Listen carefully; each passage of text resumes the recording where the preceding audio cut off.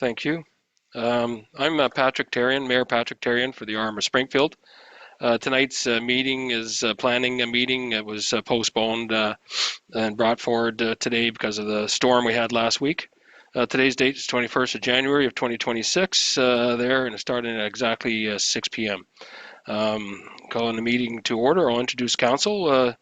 To my right is the Deputy Mayor Fuel, and in descending order from Deputy Mayor is Councillors Kaczynski, Miller, and Warren. We'll go to item 3, please. If I can get a mover and a seconder for the approval of the agenda, please. Councillors Miller and Fuel. Any questions or comments, additions, so be it, for the approval of the agenda? And I see none. If I can get a show of hands for those for in support. That is unanimous, so carried. Adoption of the minutes, please. That's item number 4 on the agenda. Could I get a mover and a second again, please? Tarian and Fuel.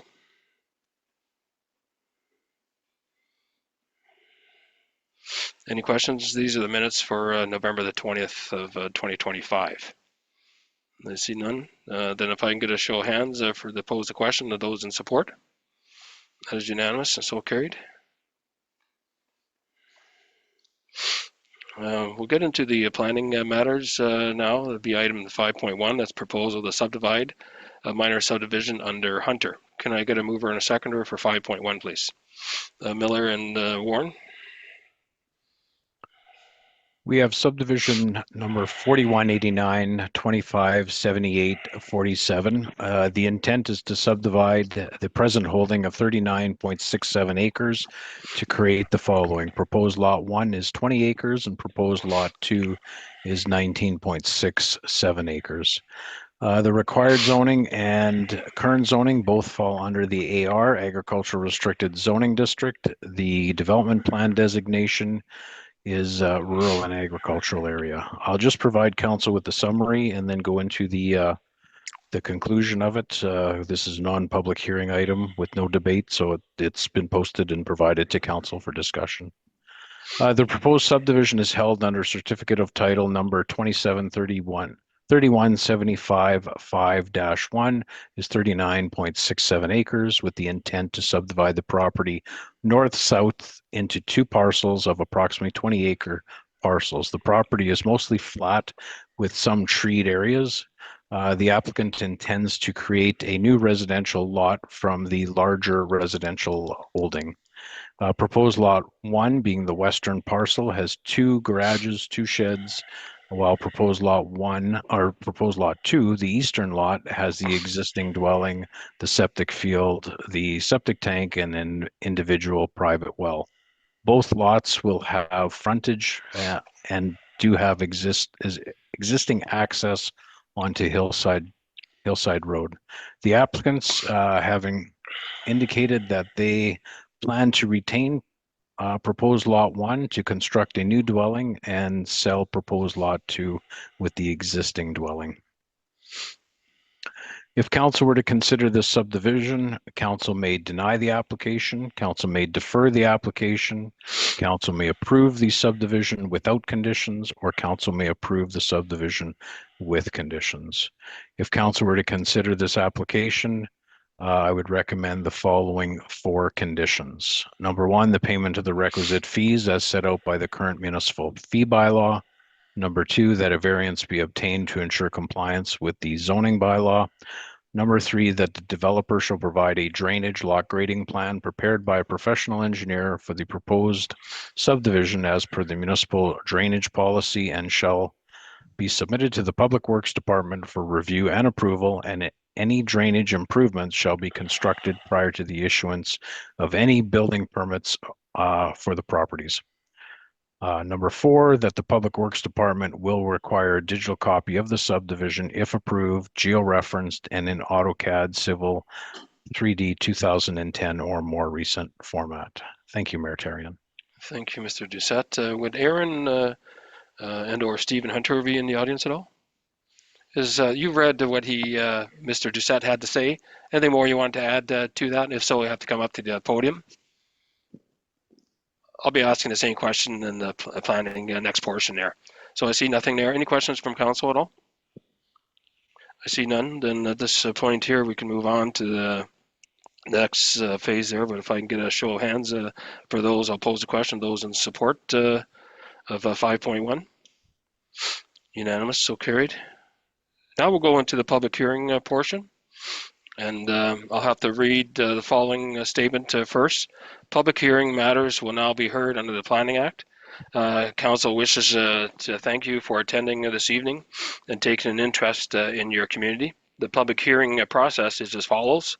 Number one, the public notice will be read out indicating the intent of the application. Number two, the development officer will provide a summary and information pertaining to the proposal.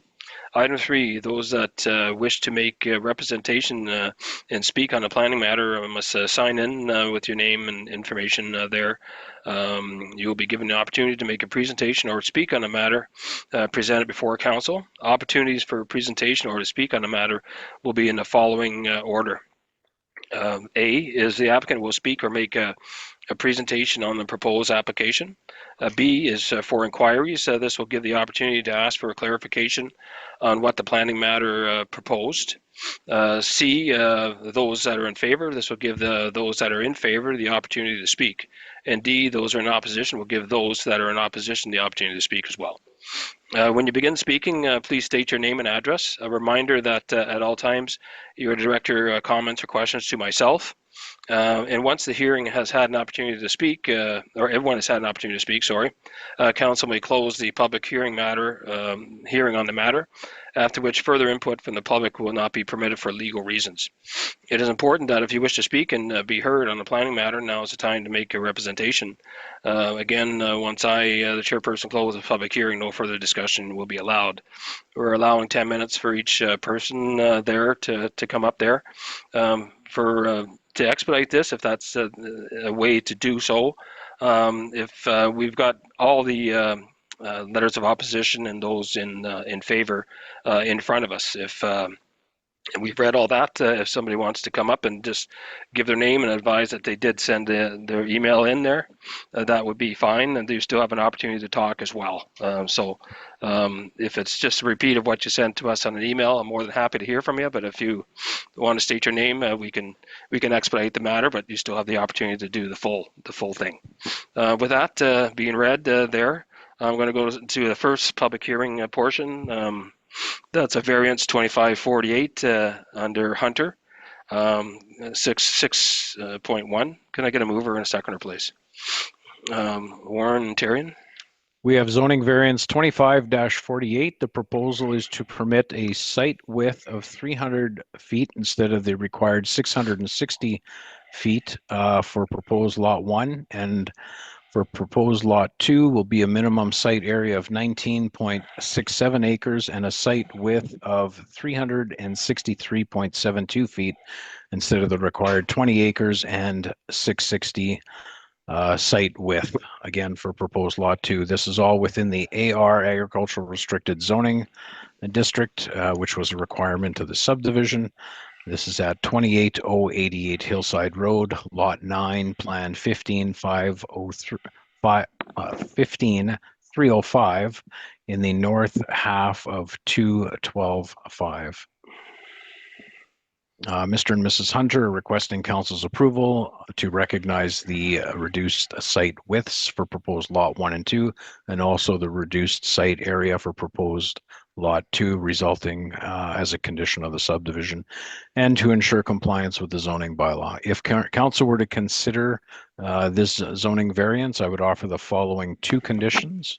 Number 1, that the 10 by 10 accessory building, being the shed located on lot 1, shall be removed from the site or relocated to ensure compliance with the zoning bylaw. And number 2, that this order shall come into force and take effect on the date of registration of the final certificate of approval on the matter of subdivision application 4189257847. Thank you, Mayor Terrian. Thank you, Mr. Doucette. Mr. and Mrs. Hunter, same question. You've read what Mr. Doucette had to say. Anything you want to add more to that? Thank you very much. Now I'll open it up to the public there. Open it up for people for inquiries in the audience and online. And I see no response there. I'll open it up for those in favor in the audience. And online, I see none. Then I'll open it up for those in opposition, again, in the audience or online, and I see no response there. Council, any questions with regards to this application under Hunter? Councillor Miller? Thank you, Mr. Mayor, and thank you, proponents, for this. I have a question for the owners of the property or the ones who are looking for this subdivision. Is either of those pieces of property farmed at all? Like, what exists on it right now? You'll have to come up to the podium, please.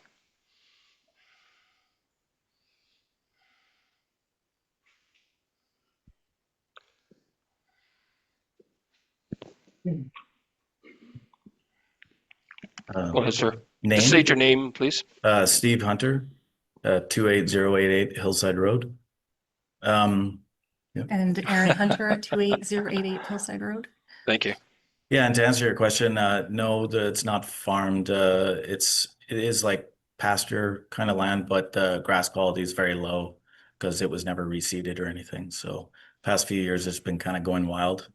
So Yeah, and I see from the map that we have, you may not see it on the screen here, but it's consistent to your neighbors. In other words, it looks like everyone has approximately 20 acres or so. So yeah, pretty consistent there. I also looked at the report from Manitoba Agriculture and there's no objections. So if there's objections and concerns, obviously I may see this differently, but I wish you well in this project. Thank you. thanks.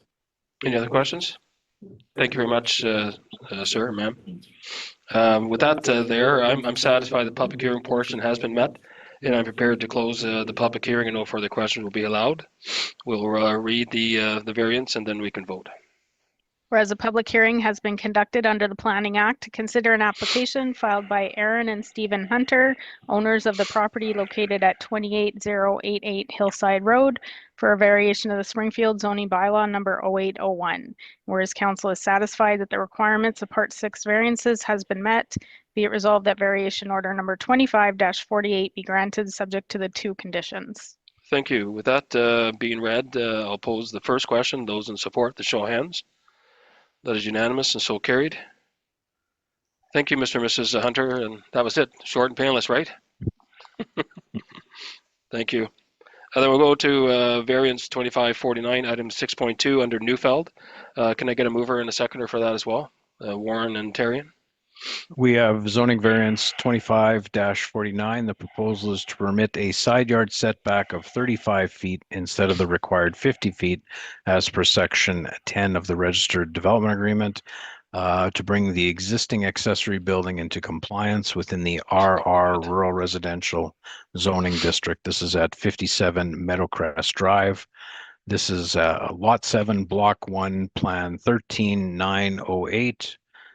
Within the southwest quarter of 5117. Mr. Neufeld, on behalf of Size Architecture, is seeking council's approval for a reduced side yard to bring the existing accessory building into compliance. As indicated within Size Architecture's letter of intent, the proposed renovation will include a connection to the renovation will include a connection of an enclosed breezeway from the existing accessory structure to the dwelling. The detached garage in question is pre-existing, and the purpose this request is to allow for the recognition of an existing 35-foot side yard setback. This amendment would ensure that the site remains in compliant and that the existing accessory structure can be maintained as part of the overall property, while Size Architecture proceeds with plans to renovate the main dwelling with the inclusion of the enclosed breezeway. They are also requesting to vary the existing structure so that the property can be continued to be developed in accordance with the municipal requirements without without removal of the relocation of the established structure. If council were to consider this variance, I would offer the following condition. One condition that the applicant obtain the required municipal permits. Thank you, Mayor Therrien.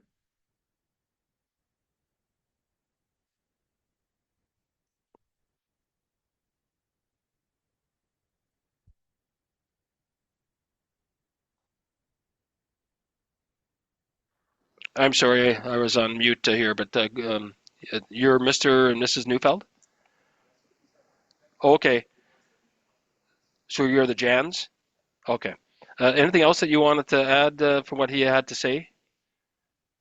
Okay. Then what I'll do is I'll open it up to the public hearing portion, just like the other one there. At this point here, I've spoken to the applicant. I'll look for in the audience first and online for inquiries. And I see nobody there. Then I'll open it up for those in favor and or those in opposition. So both in favor and opposition in the audience or online. And I see nobody there. I'll open it up to council. Any questions on this matter by council? And I see none. I'm satisfied the public hearing portion has been met on this, and I'm prepared to close the public hearing. It is now closed, and no further questions will be allowed. We'll read the question and do our vote. Whereas a public hearing has been conducted under the Planning Act to consider an application filed by Alden Neufeld, care of Size Architecture, on behalf of Adrian Jans, owner of the property located at 57 Meadowcrest Drive, for a variation of the Springfield zoning bylaw number 0801 and registered development agreement. And whereas council is satisfied that the requirements of Part 6 variances has been met, be it resolved that variation order number 25-49 be granted subject to the one condition. Thank you. With that being read, the variance of 2549, I'll first pose the question to those in support with the show of hands. That is unanimous and so carried. Thank you, Mr. and Mrs. Jans. Good luck to you. And then we'll go to 6.3, variance 2551. Can I get a mover and a seconder for that, please? Fuel and Kaczynski. We have zoning variance 25-51. The proposal is to permit a total maximum building area of 2,800 square feet instead of the required 2,000 square feet as per section 6258 within the RR Rural Residential Zoning District. This is for the construction of a new 2,000 square foot accessory building, which the total includes the existing accessory buildings. This is located at 64-139 PR 207. Lot 1, Plan 19946 within the northwest quarter of 25114. The owners are requesting council's approval to build a 2,000 square foot accessory building on the property. The existing accessory buildings have a overall floor area of 800 square feet. The purpose of the new accessory building is strictly for personal use, including the storage of personal vehicles, equipment, tools, and household items, as well as a space for hobby-related projects. No commercial or business or rental activities will occur within the structure. If council were to consider this variation, I would offer the following condition. Number one, that the owner shall obtain the required municipal permits. Thank you, Mayor Therrien. Thank you, Mr. Doucette. Would Robert Sigourney or Olivia Mack be in the audience or online? That's you, sir. Is there anything you want to add to what Mr. Doucette said? That's good with you? Okay, thank you. Then this for time here, the applicant has had time to, or elected not to talk on it. We'll open it up to the audience and online for the public hearing portion first for inquiries. Anybody in the audience or online? And I see none. Then I'll open it up for those in favor and or those in opposition. So both favor and opposition in the audience. And I see none, or online. And I see none as well. Any questions from council at all with regards to this? I see no questions. Then at this point here, I'm satisfied the public hearing portion has been met and I'm prepared to close the public hearing portion. It is closed. I'll hear from the CEO, a reading of the variance, and then we'll vote. Whereas the public hearing has been conducted under the Planning Act to consider an application filed by Robert Surgener, owner of the property located at 64-139 PR 207 for a variation of the Springfield zoning bylaw number 0801. And whereas council is satisfied that the requirements of Part 6 variances has been met, be it resolved that variation order number 25-51 be granted subject to the one condition. Thank you. With that being read, first pose a question for those in support. From council, can I get a vote with a show of hands of support? That is so carried. Unanimous, so carried. Thank you very much, sir. Then we'll go to 6.4, please. That's variance 2552 under Tucker. Can I get a mover or seconder, please? Miller and Warren. We have zoning variance 25-52. The proposal is to permit a maximum of 2 dwelling units on Lot 1, Plan 73465, instead of a maximum of 1 dwelling unit per lot, in the opinion of council, for employees or family members who are actively involved in an agricultural operation. This is as per section 132A within the AG Agricultural General Zoning District. This is located at 25022 Oakwood Road, Lot 1, Plan 73465, within the northwest quarter of 2011-5.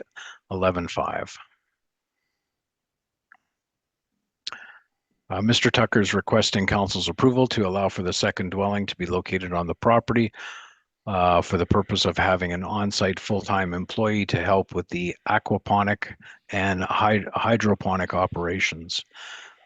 Continuous 24 hours per day on-site monitoring is essential for managing water quality, feeding and systems maintenance for the aquaponic system. Working on this system and being on call 24/7 is a task that is not feasible for only one full-time employee, nor can it be satisfied through part-time or off-site staff. I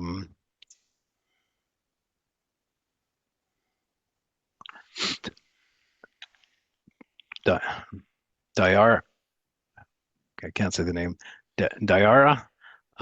Daria, thank you.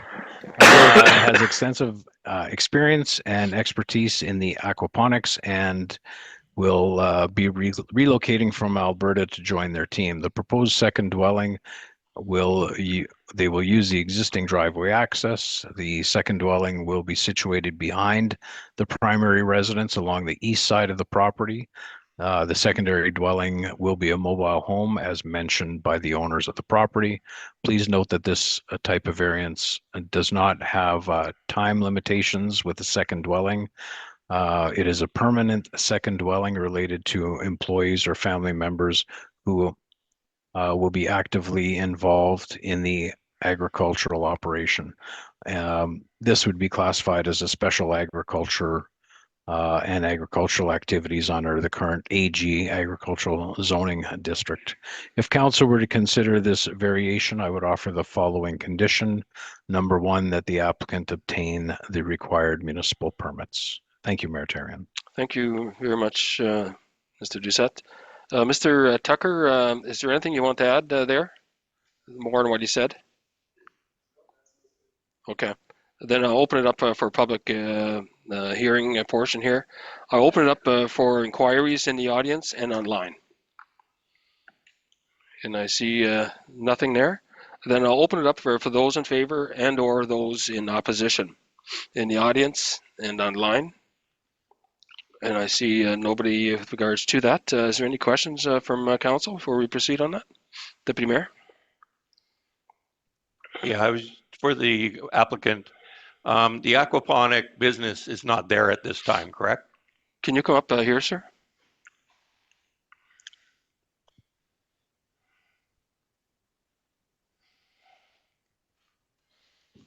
Hi, Jason Tucker, 25022 Oakwood Road.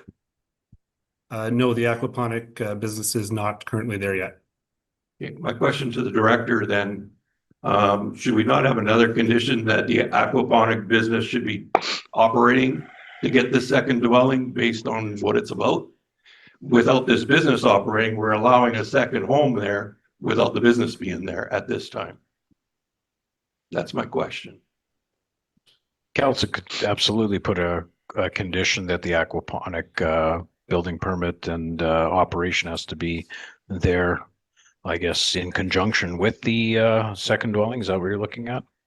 Well, I just want clarity because, as you know, we passed things in the past and they became complicated. And I just want it clear. And that's why I'm bringing this out. Is it's not clear that, you know, again, the application to me is about the business is why you're asking for the second home. It's also because in designing the business, I need more power on site, and Manitoba Hydro will help me more with my power for the aquaponics business if I also have if I also plan for the dwelling at the same time. Okay. So Go ahead. Council may place an additional condition that if a permit is not issued for the special agriculture, the aquaponics, then no permits can be issued for the second dwelling, if that's what council's seeking. Yeah, I think that's more clear at least. And are you okay with that? Yeah. So so only sorry, Dan, a permit for the structure of the greenhouse in that first. Yeah. Right. Yeah, that's perfectly fine. For the aquaculture business. Absolutely. Yeah. Okay. I have no problem then. Thank you. And that was my question as well, but how long does it take to get the hydroponics operation going? Is that the most intricate part of it there? We're putting up like a hoop house greenhouse, and then we're going to have this inside that greenhouse, and I'm planning to have it up and running this summer. Oh, okay. I'm doing testing and that just in my garage right now, just growing a little bit of lettuce in my garage, but Okay. we're planning on my wife and Daria, who Dan mentioned, are experts on this, and we've just moved back. We're both from Manitoba. We've just moved back to Manitoba from Alberta, and this is what they were doing in Alberta, and we want to bring it. We're excited to bring it here to Manitoba.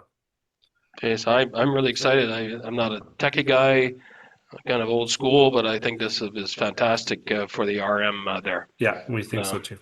I think 1,000, whatever they call that, a head of lettuce would be fantastic here. I think it would do quite well. Was there somebody who had hands up here? Councillor Miller? Yeah, thank you, Mayor, and welcome back to Manitoba. Mostly people don't come back from Alberta, but a couple of additional questions. I see you're doing about 1,000 heads of lettuce a week, or that's the proposal, but are they organic or are you using some sort of chlorpicrin or any other? It is organic, except I'm not sure yet if we're going to be allowed to call it organic, just because there's all the regulations with that. So yeah, I know it's a long road ahead of us, but I'd say it is organic, but I don't know yet if I can market it that way. Yeah, and that's kind of outside of the question. The other question is, what type of additional dwelling are you going to have? Like, what kind of house? Is it just going to be a shed, or is it going to be? Well, something? yeah, originally I was thinking to find something decent as a home, but I've learned that a structure needs to be brought to current code, and a mobile home will be much easier. So it'll be a mobile home and something that's in good enough shape. I don't want something, I take pride in the yard, and we're building this new business on the property. So I'm actively looking, but I'm not I haven't gone and looked at anything yet, but a mobile home. Yeah, and that's fair. And subsequent to what Councillor Fuel said, I wanted to know if we should put some restriction, Dan, about that they have to move the second home or the mobile home if the business or if the business ends or the ownership transfers. Often you put that type of requirement or prerequisite into it if there is a move of the business. In other words, we've seen too often in various municipalities where there's these derelict mobile homes or second homes, and they're just left to decay. And so wouldn't it be a safeguard to our community and to our municipality if we say that after his business ends, or if it's sold, that potentially he has to reapply and or move the second home? Yep. I could consider another condition. Thank you. Good luck. Yeah, thank you. Thank you.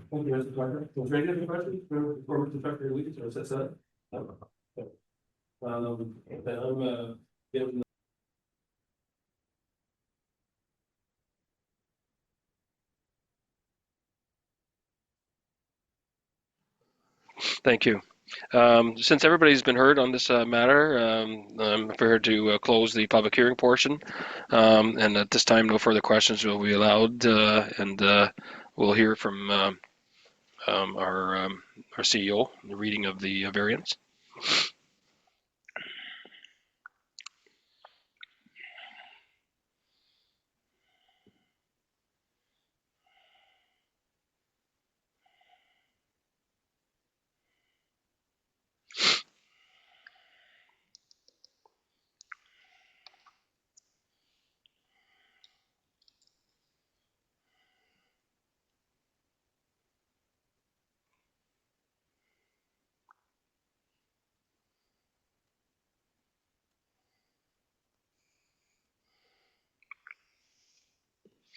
We're just waiting to put the additional comments in here, folks, there, so.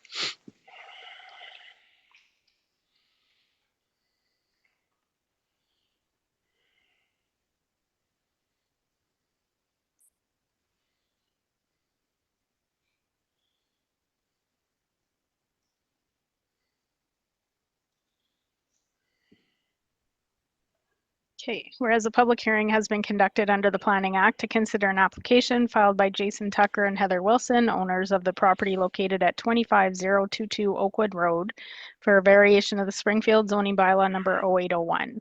And whereas council is satisfied that the requirements of Part 6 variances have been met, be it resolved that variation order number 2552 be granted subject to the following conditions. 1, that the applicant obtains the required municipal permits. 2, that the applicant obtain a permit for the specialized agricultural structure prior to the issuance of the second dwelling.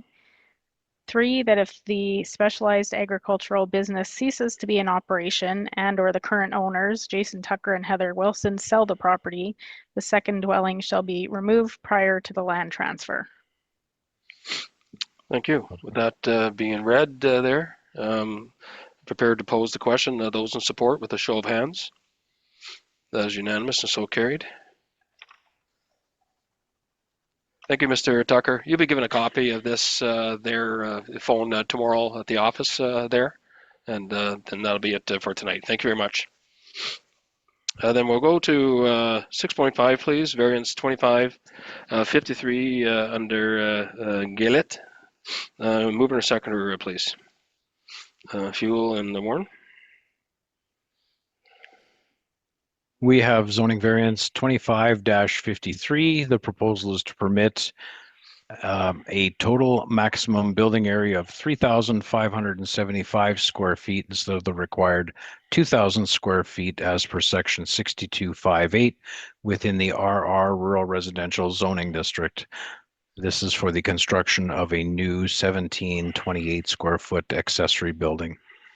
This is at 60030 PR 207, Lot 3, Plan 17497 within the southeast quarter of 2114.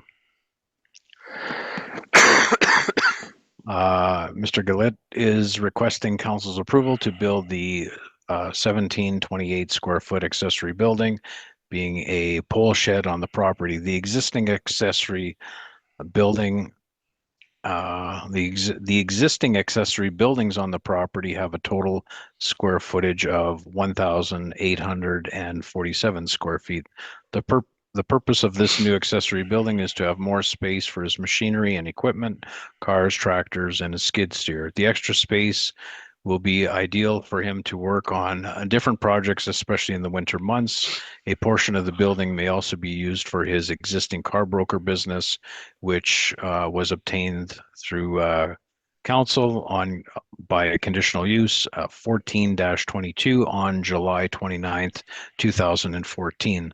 The site plan provided does not represent the correct location of the proposed accessory structure. The structure is actually within the shelter belt of the property, which still complies with the zoning setbacks, and that was observed at the time of the site inspection. At the time of the site inspection, the accessory building was already under construction, and our planning staff had advised the owner not to start construction of the building until the zoning variance and building permit were granted. As per the municipal fees and levies bylaw 2504, council has the authority under resolution to charge 4 times the permit fees if construction of a building is started prior to the issuance of a building permit. Within the same bylaw, the development officer has the authority to charge double the fees. The regular permit fees, I've broken it down for council in the report. If council were to consider this variation, I would offer the following 2 conditions. Number 1, that the owner obtain the required permits, and number 2, that the building permits be quadrupled as per the municipal fees and levies bylaw. Thank you, Mayor Therrien. Thank you, Mr. Sat. Would Sergey or Lydia Gailit be in the audience or online? That's you, sir. Is there anything you want to add to what Mr. Doucette had to say? Is that okay what he said? Okay. You understand English so well, Mr. Gailit? Okay, I just want to make sure I don't want to say anything that if you're not understanding. I want to make sure you understand there. There's also the fact of a possible penalty of 4 times there. We're not a court of law, but the bylaw does allow us penalties like that. So we're going to discuss that as well. So if there's nothing we're mainly concerned with the permit to hear the variance. So if there's nothing you can add, then we're going to open it up to the public hearing now. Okay, sir? Ma'am, you understand that too? Okay, thank you very much. Then spoken to the applicant there. I'm going to open up to inquiries in the audience or online. And I see none there. I'll open it up for those in favor and or those in opposition there in the audience or online. And I see nothing there. I'll open it up to council then with regards to the variance and possible penalties there. Deputy Mayor? Yeah, my question for the applicant is again, is there a reason why you start building prior to getting the actual variance? Sure, if you just come up to the speaker there. Your wife can go up there if she likes.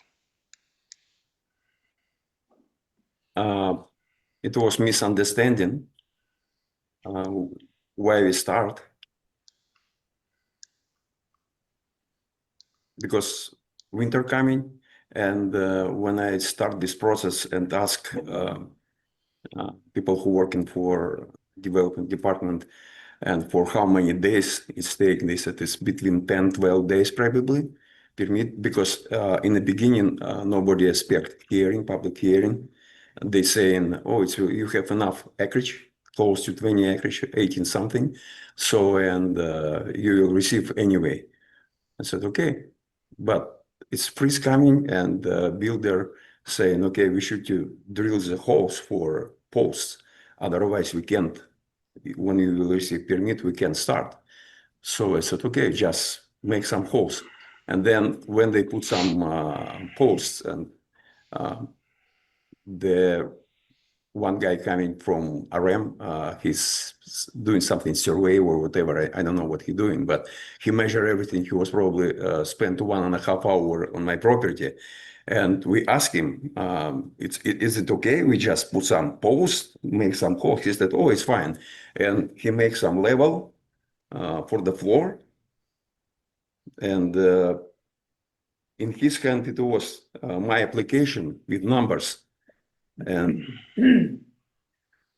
builder said this, oh, he said, he's saying this is your permit already. I said, oh, so looks like my application. He said, no, it's your permit with the numbers of the application.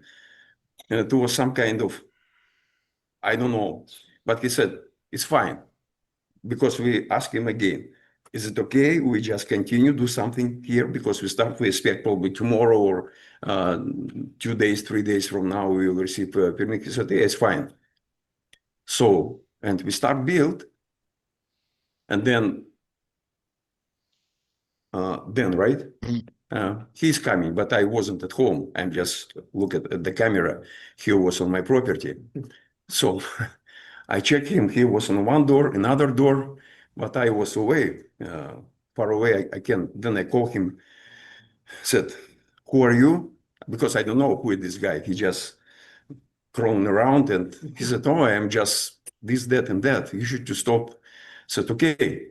And then the guy who started to build this, he's 74, 75 years old, Jim. And he has a heart attack now. He's in the hospital, has heart surgery. Of course, we can do anything. But in the middle of time, just waiting our permit. And said, it's just like, sorry, but we start earlier, but it was some kind of misunderstanding. I wasn't born here, and it's not used to something, some rules, or nobody tell me, oh, you should take some permit. My neighbor saying, oh, we did it everything without permit, but it was years ago. It was years ago. So he built one shop, another shop, one building, another building, no permission. I said, okay, it's fine. It's reason why. But finally, Christine, right? Christina? Christina, yeah. Yes. She said, no, you have enough, lots of different buildings, but all that buildings is just like no foundation, it's just they staying on a railway tie. And we demolishing our previous building. It was almost 1,200 feet, but it was built 1947. It was in very poor condition. The ceiling was just like, I said, okay, we should demolish it because otherwise it will be crushed and we have a problem. And we start to demolish, and it's the reason why we start to build, I mean, have some project for another building. So other small buildings I want to demolish in the future because it's no reason. They rotten and just like I need the time. Okay. Yeah. Thank you. Thanks. Councilor, just stay up there, Mr. Gailit. Yeah, thank you very much for being eager. I know everybody tries to beat the winter rush, and I don't see any intent for you to be negligent. In fact, you're here today to try to be compliant. Yeah, right. And that's what's important. I would almost put the onus on the planning department, not so much you, but the builder. The builder ought to be helping his customers. And so you're not doing it yourself. So I would see that the misunderstanding or the oversight was by the builder and or yourself. So I clearly see that you're not trying to be fraudulent to us and right, wrongful. So yeah. thank you. Any other questions? If there's no, Dan, go I'd ahead. just like to add some information to the story. The original inquiry came in as an agricultural building. Post-frame buildings do usually take about 10 days max to issue a permit, no doubt about that. Based on the site plan that was provided by the applicant, it showed it directly south of the treed area, which is on page 3 of my report. That land is zoned agricultural and not zoned rural residential. The property is basically has split zoning. So when I went to the property, the building had started already and it was placed on the agricultural zone, therefore needing the variance. When Christina mentioned to the applicant the use of the building, it was for residential purposes, therefore he needed an engineered professional stamp on it, and did state to the builder, no, you can't start without. Our gentleman who does the lock grades entered the property, set a grade for the house, and when I visited the site, I spoke to the builder. He was on site, and I said, "Your building without a permit," and he says, "Yeah." The guy who gave the lock grade said that was said, "I assume that was the permit." I says, "No, that's just setting the elevation of the permit." So, I guess I don't know if this builder has built many buildings, but he had assumed he received a permit without any payment or any actual paperwork. So that's more to the story. Any other questions at all? Councilor Ward? I have more of a comment. I feel that 4 times is a little much for a big misunderstanding with the builder and the landowner and the planning department. I think everybody's waves got crossed, and I just feel like 4 times is a little steep. That's just up to 4 times. Well, so I don't want to charge Mr. Gailit here 4 times. Okay. And I would be in agreement with that. But I also believe that it maybe not 1 times, because again, if we start doing that for everybody, then we set a precedence. So either, 2 times maybe is reasonable, but 4, I agree, is a little more, if you had come up and said, well, I just got a permit and I just built, but it seems to be some misunderstanding. So we'll take that into account. And I believe if we went 2 times, that would be fair. And any other questions? If not, I'll leave, or I'll end it off here. I concur with most of the comments from council there. I think 4 times is way too much there when it comes for this. I don't think there's any intent, but you don't always have to have the intent there. The builder is obviously mixed up there, but if I'm not mistaken, Dan, there you could do it from your point at 2 times there, but anything above 3 times is 3 and 4 times. We have to do that. Correct. Okay, I would be more along the line. It was hard to keep track of your story, sir. It's just there's lots of players and lots of layers in there, and to make a decision, you want to make a decision with all the facts there. And I'm more of the opinion of not charging anything there with regards to this. I think you were stuck in the middle. That's just my opinion. We're here for the variance there, but we got to understand. I'm sure you're not going to do this again if you have to get a permit. You'll have to do due diligence and make those inquiries. So I think the variance part is okay from council. The part about the penalties, what is the council thinking with regard to that? I'm saying 0. What would the other councillors say? Councillor Kaczynski, then Miller.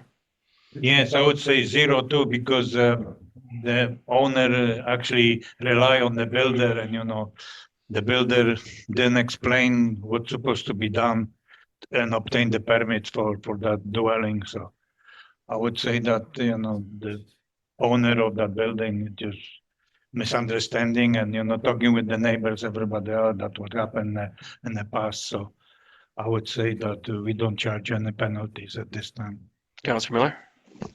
Thank you, Mayor. Just clarity, what would be the additional cost at double?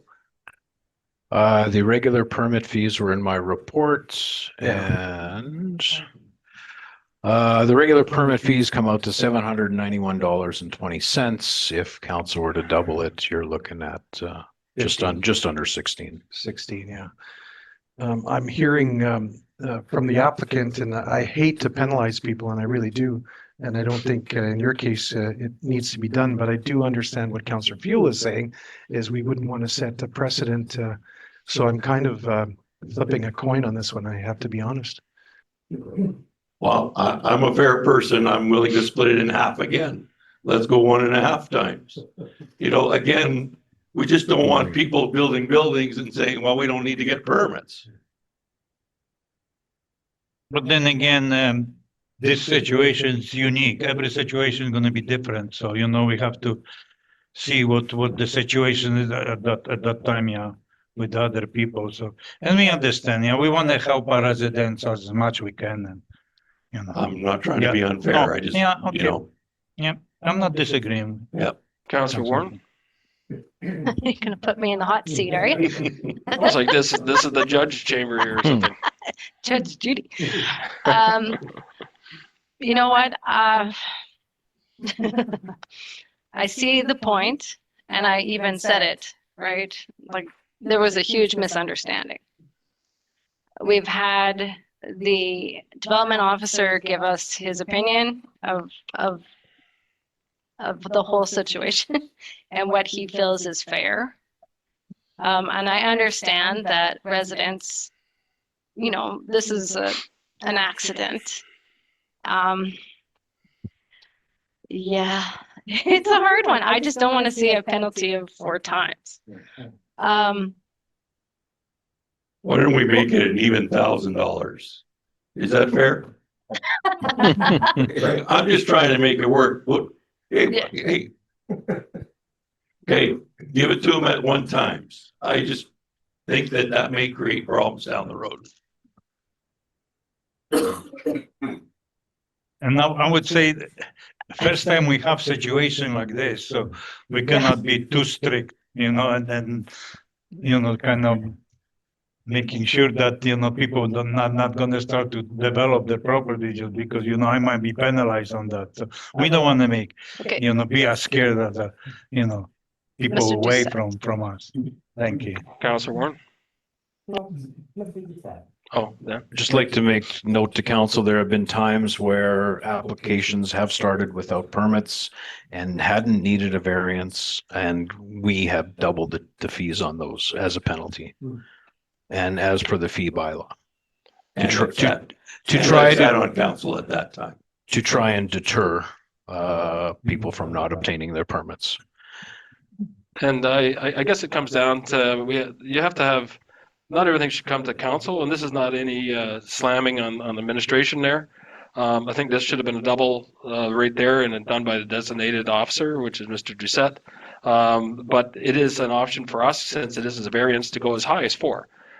So none of us are law here. My previous job does not apply to this, but I'm saying 0 because I don't know all the facts, and it's very, very convoluted. If you don't know the whole facts, then I can't make a decision. So I'm not going to make a decision one way or the other. It's not my job. I think this should have been at a designated officer's position to charge it a double. He can do that and doesn't have to go before us. And this is no slight of Mr. Doucette at all, or to administration. I just think we're divided here, and I would say if we're divided, then we just Councillor Fuel has made a proposal of $1,000. I guess that's probably the only clarity we have right now. Would council be up for taking the $1,000 as a fine? Yep. Andy? Yes, yeah, we all would be good, yes. Okay, then I would say that we've come up with a consensus of $1,000 with that, Mr. Gailit. Now, what about the variance that we're really here for? Any questions with regards to that? No. I don't see any questions then. Did you have a question, Deputy Mayor? No, I just wanted to add, I did drive by the building today just to take a look at it, and it looks like a very nice building. So I do want to share that with you, and I like where it's positioned too. So I do support it. I have no problem with that. You've heard why I believe there should be a little bit of a penalty. So having said that, go ahead. Thank you. Okay, then I'm prepared to close the public hearing. You can have a seat, Mr. Gailit. I'm prepared to close the public hearing portion as all the matters have been addressed there. And at this time, the public hearing is closed, and then we'll wait for the variance. Whereas a public hearing has been conducted under the Planning Act to consider an application filed by Sergey and Lydia Gailit, owners of the property located at 60030 PR 207 for a variation of the Springfield zoning bylaw number 0801. Whereas council is satisfied that the requirements of Part 6 variances has been met, be it resolved that variation order number 2553 be granted subject to the following conditions. 1, that the owner obtain the required permits, and 2, that the building permit fee be set at $1,000. Okay, with that being read, I'll pose the question first. Those in support with a show of hands. That is unanimous and so carried. Thank you, Mr. and Mrs. Gailit. I apologize there for that. There, it's just, it's a repetitive problem there, and you got miscommunications there. If you ever have any doubts like that, and that's everybody in the audience or online, speak to planning branch there, and if you got any questions before you start digging that kind of stuff there. But I appreciate your time there, lady, ma'am. Then why don't we go to 6.6, please? That's variance 2554 under Rossol development there. Mover and seconder, please. Miller and Tarian. We have zoning variance 25-54. The proposal is to permit an on-premise V-shaped non-illuminated temporary sign providing information on the land for the development project, having a maximum sign surface area of 152 square feet per side, totaling 304 square feet instead of the allowable 150 square feet as per section 33.311A within the CH Commercial Highway Zoning District. This is located on PTH 15 in the northeast quarter of 33.10.5 within the community of Dwlg. Mr. Rossol, on behalf of Rossol Development, is requesting council to approve for approval to allow for the installation of a temporary marketing sign on the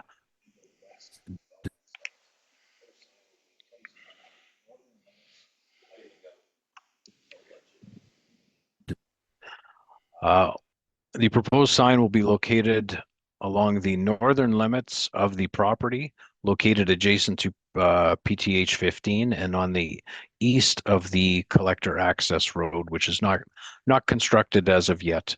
There are currently no existing structures or signs on the property.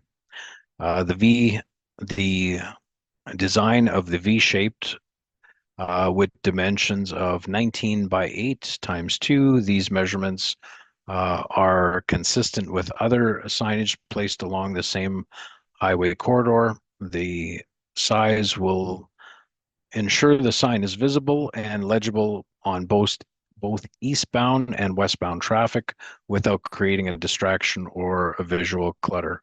The proposal of this sign is strictly for safe and responsible marketing of the development as they move forward in positioning the site for future economic growth activities. This sign is being requested as a temporary installation during the active marketing of the phasing of the project. Rossol Development Inc. believe it will be meaningful to contribute towards both awareness and successful advancement of their development while maintaining alignment with the community standards and roadway safety. Manitoba Transportation and Infrastructure has already approved the sign and the location with no concerns. If council were to consider this variation, I would offer the following condition: that the applicant obtain the required municipal permits. Thank you, Mayor Tarian. Thank you, Mr. Doucette. Mr. Rossol is in the audience. Is there anything you want to add to that, Mr. Rossol? Okay, thank you very much. Then I'll open it up for the public hearing portion. We'll first start off with inquiries in the audience for inquiries or online. And I see none. Then I'll open it up for those in favor in the audience or online. Then I'll open it up for those in opposition in the audience or online. And I see none there as well. Any questions from council at all with regards to this? Councillor Miller? Thank you, Mr. Mayor. And a question for the applicant. You may have to come up to the podium for these responses, but thank you for coming out tonight. When is your anticipated date to have this sign up if it's approved?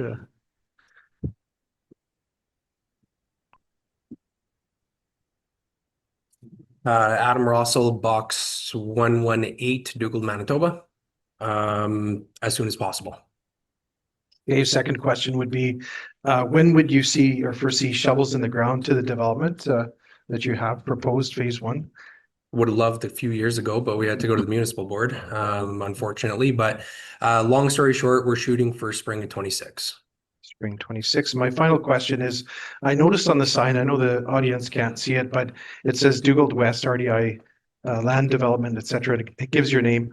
Are there going to be any realtors involved? And the reason I ask it, not out of curiosity, but rather if I get calls as a councillor, I want to know, is there a realtor involved, or is it just directly right through you for the sale of properties or whatever you're doing? No, with everything, you can direct them to the sign information or website. Okay, thank you very much. Thank you. Any other questions at all? I'm sorry, any other questions? Yeah. Councillor Kaczynski? Thank you. So you just want to put double-sided sign, yeah? Instead just one-sided, yeah, That's correct, yeah. moving forward, yeah, to this highway. So for better visibility, you just want it V-shaped. That is So correct. both sides of the traffic gonna see the sign. East and development. westbound for safety purposes, yeah. Okay, thank you. Thank you. Any other questions at all?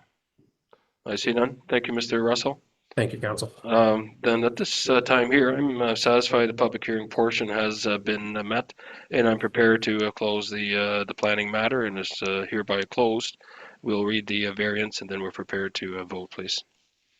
Whereas a public hearing has been conducted under the Planning Act to consider an application filed by Adam Rossol on behalf of Rossol Developments, Inc., owner of the property located adjacent to PTH 15 for a variation of the Springfield zoning bylaw number 0801. And whereas council is satisfied that the requirements of Part 6 variances has been met, be it resolved that variation order number 2554 be granted subject to the one condition. Thank you. With that being read, the variance 2554, I'll first pose the question of those in support, the show of hands.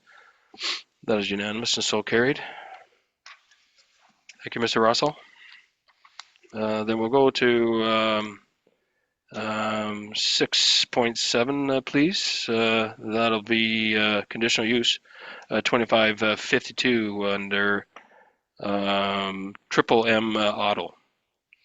Dan? Oh, pardon me? Oh, I'm sorry. I didn't get a mover and a seconder. Can I get a mover and a seconder for 6.7, please? Fuel and Kaczynski? We have conditional use application 2552. The proposal is to permit an automotive and equipment repair shop on the land as per section 6934 within the MG Industrial General Zoning District.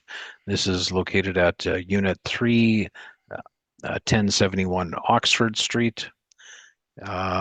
This is Lot 5, Plan 43398. This is northwest quarter of 1610-4.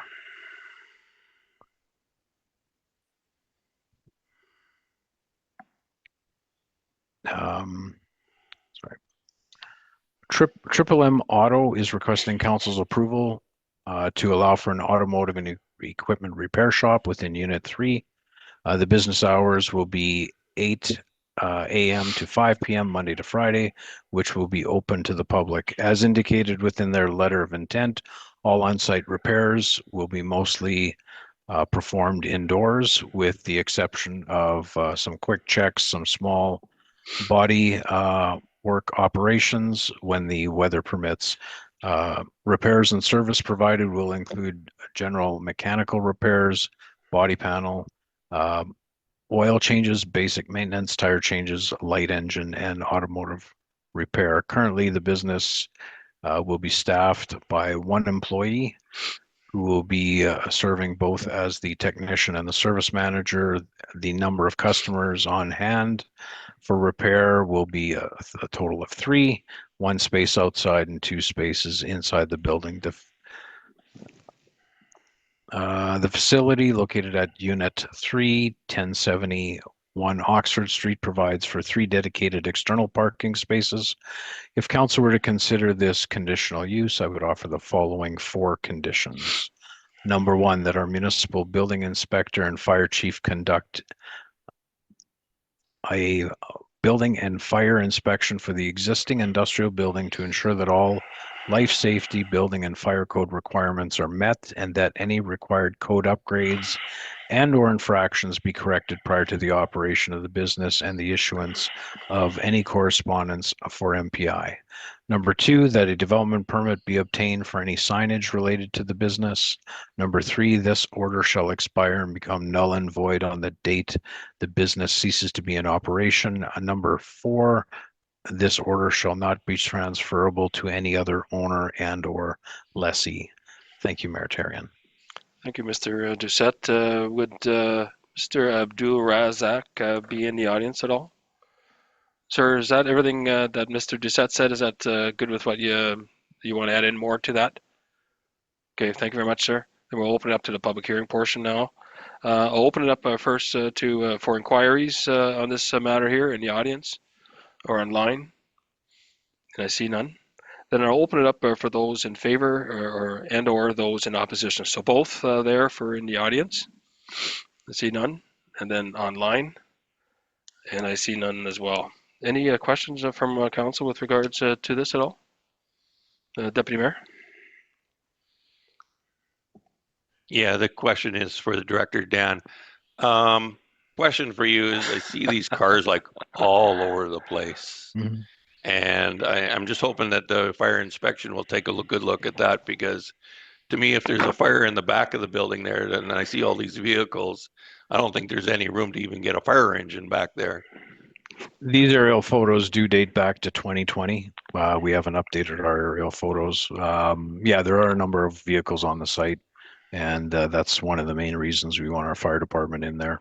Look for access routes and safety to gain to the building.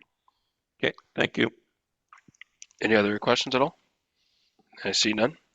Then I'm satisfied the public hearing portion has been met and prepared to close the public hearing. It is since closed.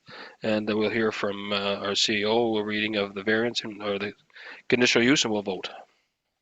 Whereas the public hearing has been conducted under the Planning Act to consider an application filed by Triple M Auto on behalf of 6356886 Manitoba Limited, owner of the property located at Unit 3, 1071 Oxford Street, for a conditional use under the Springfield zoning bylaw number 0801.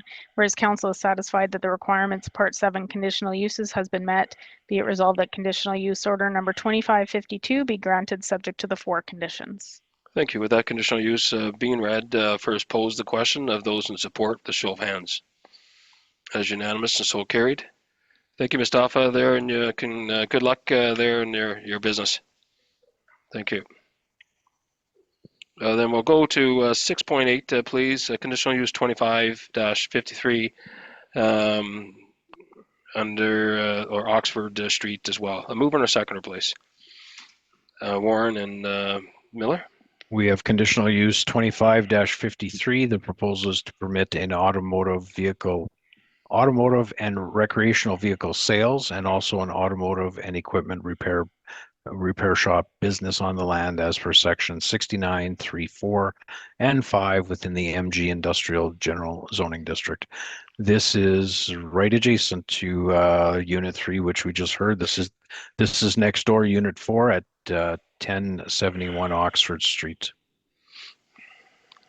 The applicant is requesting council's approval to permit the automotive and equipment repair shop and vehicle sales within Unit 4. The business will operate Monday to Friday, 9 to 6, Saturdays 10 to 4, and closed on Sundays. The business is open to the public for both sales and repair, as indicated in their letter of intent, and the scope of work. The scope of work will be limited to the services such as light mechanical work, brake suspensions, All repairs will be performed inside the shop. A small inventory of 5 vehicles will be on hand at any given time. They will utilize the 5 reserved outdoor stalls and 4 indoor spaces. The applicant will and his partner will be the only employees as per the application submitted.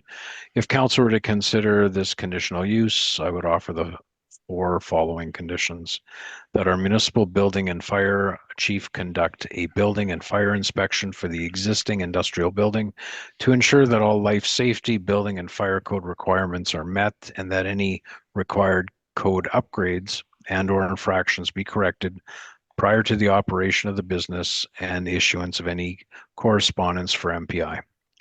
Number 2, that a development permit be obtained for any signage related to the business. Number 3, this order shall expire and become null and void on the date the business ceases to be in operation. And number 4, this order shall not be transferable to any other owner and or lessee. Thank you, Mayor Therrien. Thank you. Would the applicant or owner, that's Suhab Aljandeel or Parmjit Jadtal, be in the audience at all? That's you, sir. Which one are you? Your name, sir? Okay. Is there anything you want to add to that, sir? Okay. Then at this time here, we'll open it up to the public hearing portion.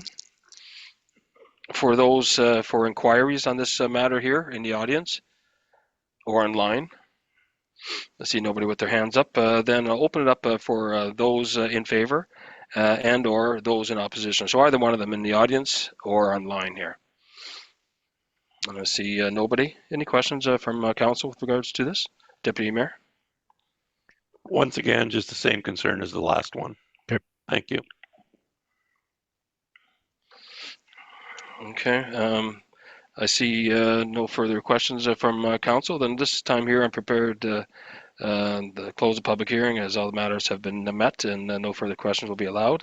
We'll read the conditional use and make a vote.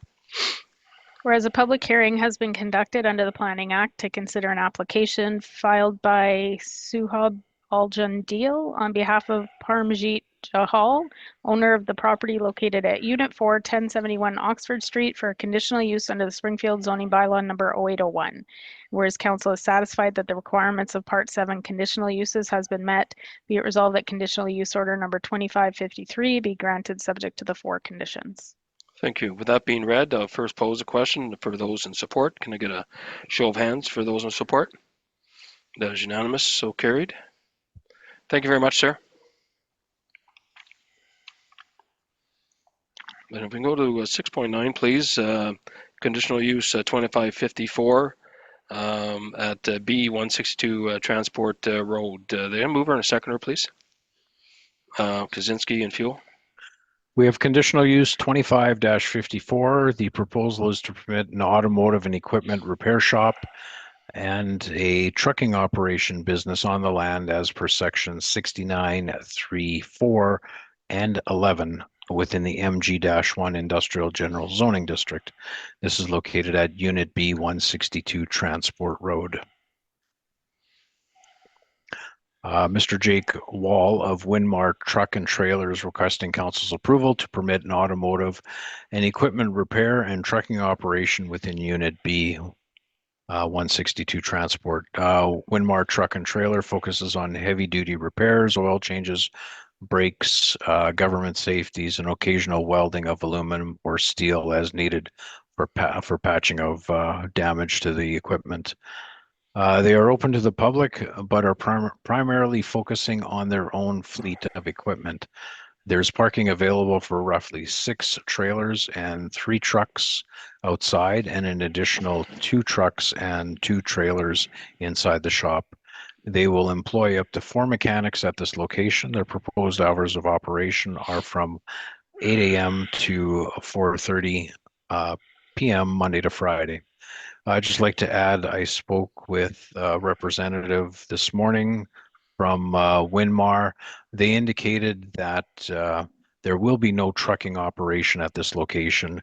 It is strictly the automotive and repair shop for their fleet of vehicles, but in their letter of intent, it implied that there'd be a trucking operation at this location. The trucking operation is currently just down the road at on Redonda Street. I'll get you there at 1008 Redonda Street. So that's where their large fleet operations exist. This is just repairing of their fleet. If council were to consider this application, I had 4 conditions: that our municipal building inspector and fire chief conduct a building and fire inspection for the existing industrial building to ensure that all life safety, building and fire code requirements are met, and that any required code upgrades and or infractions be corrected prior to the operation of the business and the issuance of any correspondence for MPI. Number 2, that a development permit be obtained for any signage related to the business. Number 3, this order shall expire and become null and void on the date the business ceases to be in operation. And number 4, this order shall not be transferable to any other owner and or lessee. Thank you, Mayor Therrien. Thank you. Would Jake Wall be in the audience at all? Or online? No, I am Olivia Marie. I'm the representative. Mayor Therrien? I believe Olivia Yes, Marie. Olivia Marie, I can hear you. Is there anything you want to add? No, that is all. Okay, thank you very much, ma'am. Thank you. Then at this time here, I'm going to open it up to the public hearing portion for inquiries in the audience or online. I see none. Then I'll open it up for those in favor in the audience or online, and I see none. Then finally, I'll open it up for those in opposition again in the audience or online. I see nothing. Any questions from council at all? No questions from council. I'm satisfied the public hearing portion has been met and prepared to close the public hearing at this time. It is so closed. We're prepared to read the conditional use and then vote. Whereas a public hearing has been conducted under the Planning Act to consider an application filed by Winmar Truck and Trailer on behalf of Jessica Elliott Holdings, Inc., owner of the property located at Unit B 162 Transport Road for conditional use under the Springfield zoning bylaw number 0801.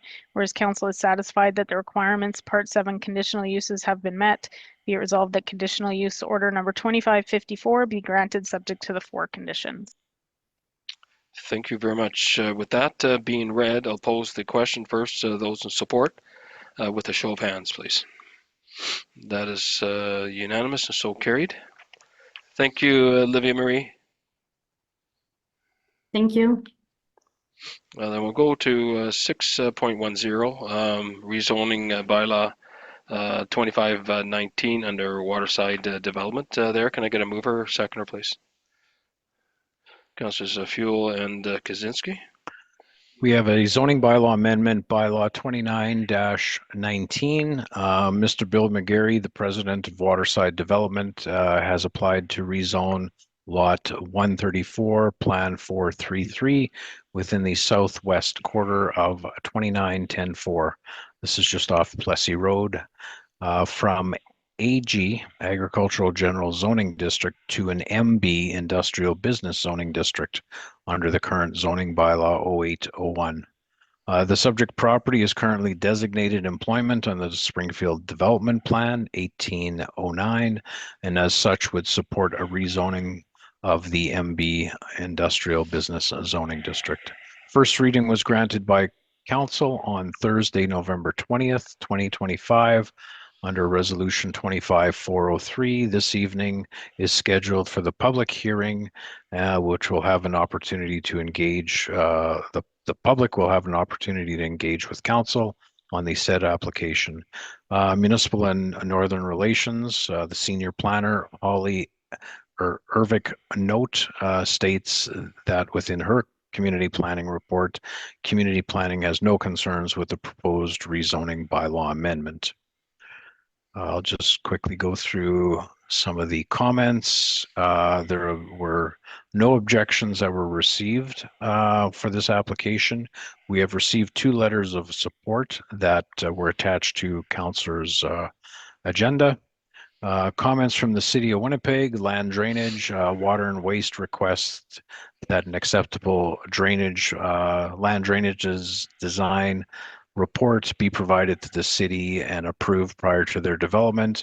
their traffic division within the city requests a traffic impact study. These are conditions that can be placed at the time of a subdivision and not necessarily at the time of a rezoning application. Department of Highways did not object. They did state that they may require some land for a future interchange, which would be excluded for any further development in the area being a subdivision application, but their design was not completed at this time for the off ramp on PTH number 1. ECC being Environmental Department, Drainage and Water Rights Licensing. Any further development will require a water rights license regarding the construction and installation, and this is regarding any drainage improvements on the property. Also the Environmental Department Compliance and Enforcement states that any proposed commercial or industrial facilities will be required, may require to be classified for certain types of developments and follow the Environmental Act through their regulations. No concerns from Department of Ag, Natural Resources, Mines, Human Historic Resources in Manitoba Hydro. Taché had no concerns, Red River Planning had no concerns, and East St. Paul had no concerns. No comments were received from Bell MTS or Rogers Communication.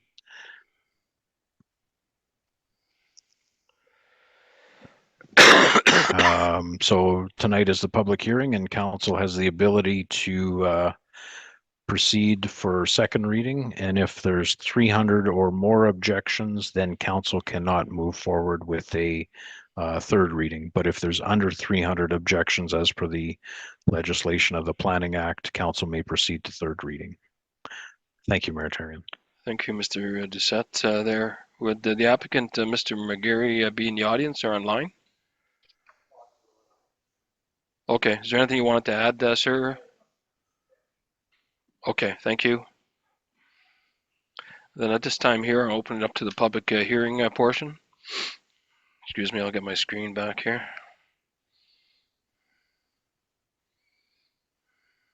I'll open it up for inquiries in the audience or online.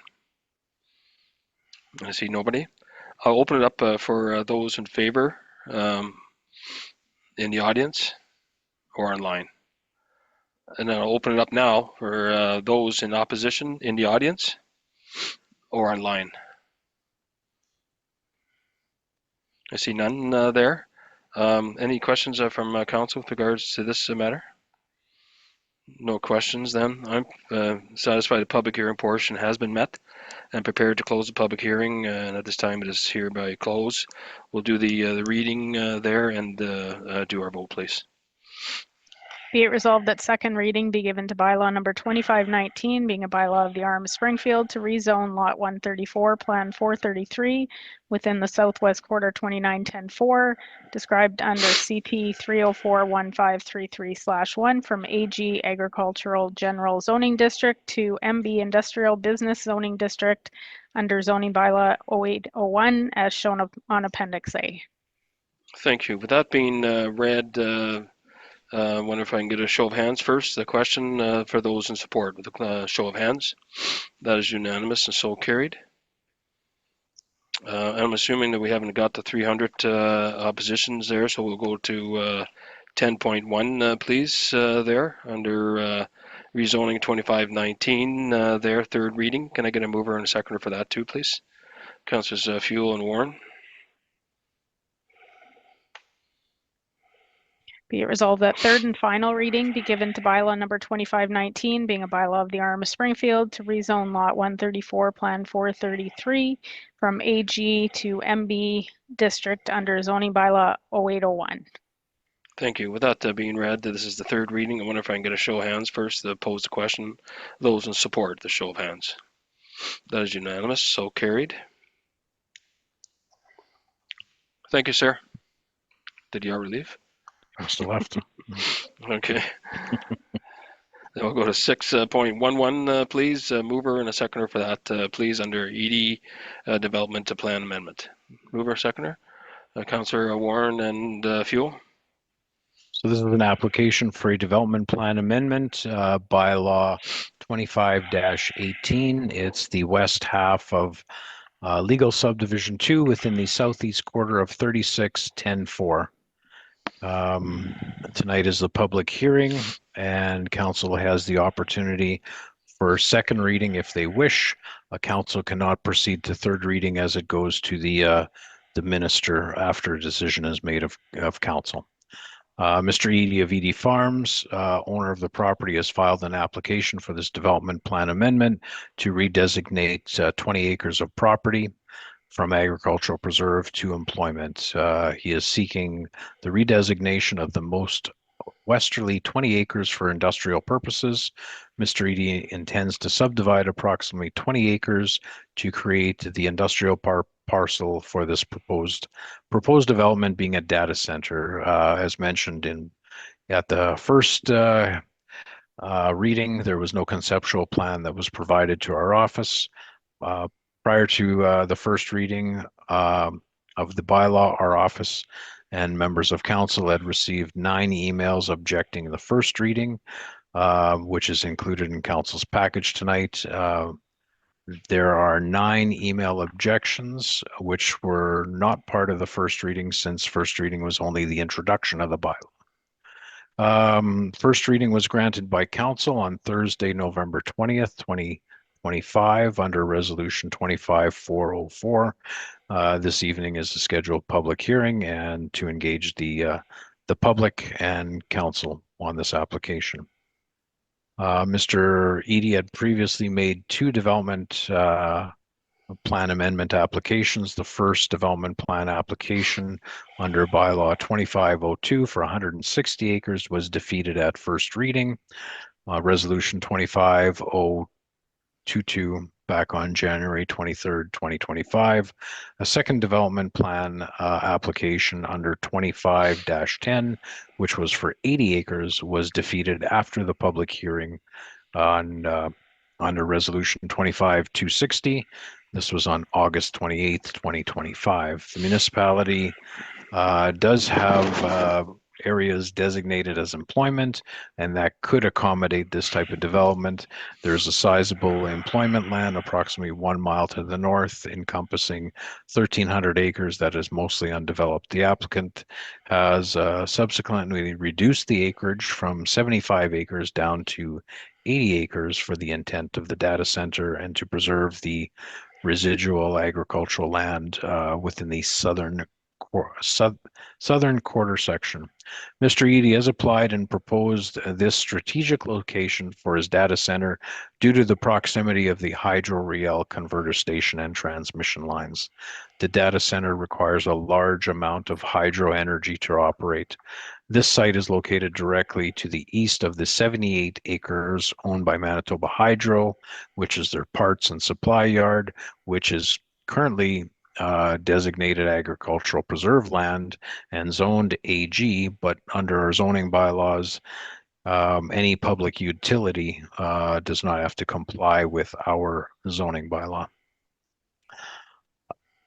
I had provided council the report from the senior planner, and they had mentioned the same thing, stating that the proximity of the Riel station and also that there is a significant amount of undeveloped industrial land, employment land, just to the north of 15. But if council, after careful consideration, wants to, they have the opportunity to listen to the public and vote as they wish. There was no recommendation from the Beausejour office.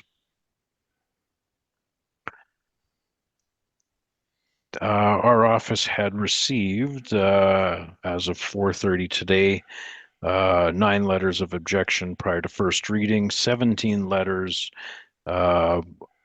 tonight at the second reading, and a petition of 59 on that written petition, which was provided to council. Manitoba Agriculture, their comments stated that Manitoba Agriculture does not oppose this change if council and the planning and community planning are reasonably satisfied that there is no other suitable location for this development. Manitoba Environment, Drainage and Water Rights Licensing states that any future development requiring authorization for a Water Rights Act prior to the construction and installation, that's for drainage. There was no concerns from a number of agencies, natural resource, environmental compliance, mines, historic branch, Manitoba Hydro, Bell MTS, RM Attaché had no concerns. Red River Planning had no concerns. East St. Paul, no concerns. No comments from Highways or Rogers Communication.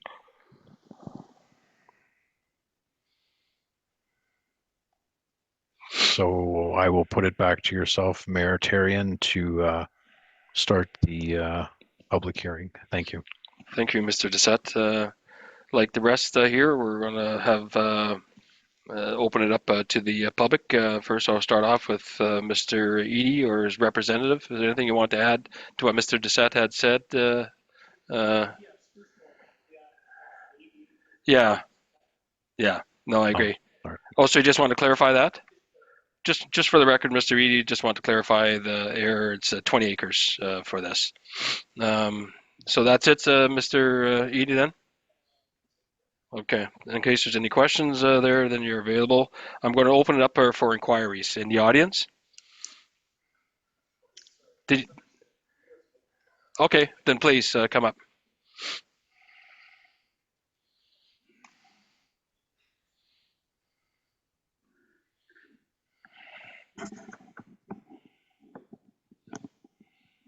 Hi, my name is Paul Marsh. I'm from Steinbach, and I am one of the owners of the company that'll be developing the land in partnership with Mr. Edie. First of all, thank you, Council, for having us here, getting through the first reading. Getting that approval was great. I just wanted to provide a couple updates for starters for Council. So starting with our application with Manitoba Hydro. So we have, our application has now gone into the hands of the province for review. They have constructed a new initiative where they're looking at all the applications more holistically now and who suits kind of their service the best. So we should find out in the next couple of weeks what our priority stance is on there. We've made some really good progress with them, talking to them just kind of like I've shared with Council prior.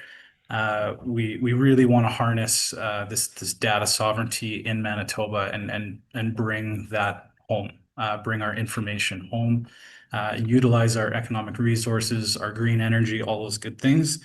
I've previously stated, but I'll remind, we do have an application that has been approved for this site already. It's the smaller size, the 2.5 megawatt size. So we do have an electrical service agreement from them already for that. Further to that, I just wanted to, I guess, give an update a little bit on the data center world. One of the primary concerns a lot of people have had has been water usage. And in the last kind of 12 months, specifically in the last quarter here, there's really been a lot of good innovation in that field. So NVIDIA has essentially, created a new chip, and they're going to take the data center world into a much more sustainable market. These new chips do not require cooled water to chill their products. So previously, where these older data centers would be requiring a lot of brand new fresh water to cool their lines, excuse me, that's where this major water consumption was coming from, right? You're hearing crazy numbers, millions of gallons a minute, all these very scary things for our awesome water in Manitoba. It's something that I take very seriously, and we're thrilled that this next generation, starting already in 2026, these data centers are gonna be built with what's called a closed loop system, where that water can return back to the chip at 45 degrees Celsius. So it no longer has to go through a water chilled system that requires fresh water to chill it. It can remain in that closed loop system, go through a dry cooler, and the additional water usage is basically zero. Their metrics show it's not even a conversation of new water usage anymore, which is fantastic. We're delighted. I hope everyone's delighted. It's an awesome thing for the industry. Pairing that with our green energy in Manitoba, and then a couple other things that we have made good progress on. We've consulted with two heat recovery specialists that we want to partner with, at least one of them on this project. The first one is with a gentleman named Dennis St. George. He's actually going to speak. He's a citizen of the Arm of Springfield. He's going to speak a little bit later. He'll talk a lot more at length about his specialty, but it's in the agricultural industry. So what he's going to propose is something that benefits the local ag industry in a huge way. They take the biomass, they can produce renewable natural gas and really, really rich local fertilizer for the farmers here. So it's a really exciting avenue that we could take. The other one is we dealt with a gentleman that specializes in geothermal recovery, and he works alongside Efficiency Manitoba in the province, hand in hand with all of the major projects in Manitoba. We talked to him about the option of recycling those water lines for heating something like up to a 2,000 home residential development or an industrial park to the north potentially. He said that it would check all of Efficiency Manitoba's boxes. It would work extremely well. And it seemed like we were all in agreement that having those lines run to the north as opposed to having the power lines run to the north would be a much more efficient and effective way of achieving that. So yeah, some really good progress on both of those. We've talked about having a partner of this capacity, whether it's a greenhouse or something that can reuse our heat. And we've made some really good progress there. Something like that, just for context, there's one data center that I can find, it's in Finland, that is kind of operating this similarly right now. They're recycling their heat for some buildings, and they're regarded as one of the most eco-efficient products like in the industry worldwide right now. They're only doing it, I think, at a 10 megawatt capacity, which would be 1/10 of what we're applying for. So something like this at this scale would be for sure it would be the most green, eco-efficient buildings in North America and dare say the world at this size. So I really hope that can alleviate some of the concerns and really get council excited about just the opportunity to be part of such a progressive, innovative project that would really, really trailblaze this industry and put us on the map. I'll finish with just a couple comments. Just before Christmas, we had Dwlg Canoe give a release at the Manitoba Chamber of Commerce, and he commented directly on data centers coming to Manitoba. He was speaking a very similar language to I've shared with you guys before, right? Some of his direct comments was, the greater domestic capacity would also help protect privacy and ensure data subject to Canadian laws instead of foreign ones. Your government, with your health information and any number of important sets of data, how do we keep that safe? Canoe said in a speech at the Manitoba Chamber of Commerce. How do we keep our privacy so that our kids and grandkids will develop as individuals and have the freedom to express themselves in a way that they truly feel free in the future of our society? Well, it probably means that we should stop sending all of our information south of the border. So again, I invite council to partner with us in taking this progressive step towards fueling the next generation and aligning ourselves with the province's future goals for progressive economic development and sustainable innovation. Thank you, Mr. Marsh. Then I'll open it up for inquiries in the audience or online. And I see none. Then I'll open it up or was there one, sir? Just go up to the front there, please, sir.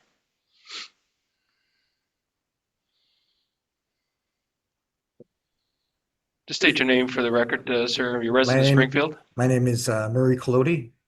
I live with my wife at 59064 PR 207, which is basically a mile away from the proposed site. Now, I can go with this in two different ways. So I'll first start with when I came to the municipality, all right, 21 years ago. I bought the property, but no one told me Hydro was moving next door.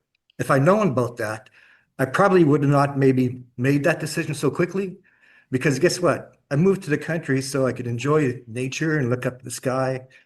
The light pollution, I can't do that now. So, but on the bright side, I'm not afraid of the darkening.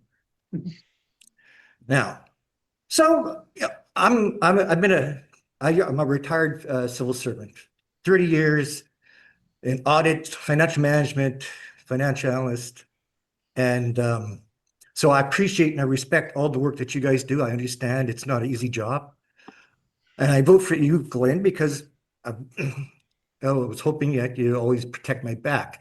Although I'm still waiting for that free clay fill so I can make my berm. That's another story. Anyhow, so they built rail station. I go with the groove, but then comes the water, and they can tell me no, they accounted for it. But before Hydro came in, I didn't have to worry about so much water in my yard. Now, anytime on a wet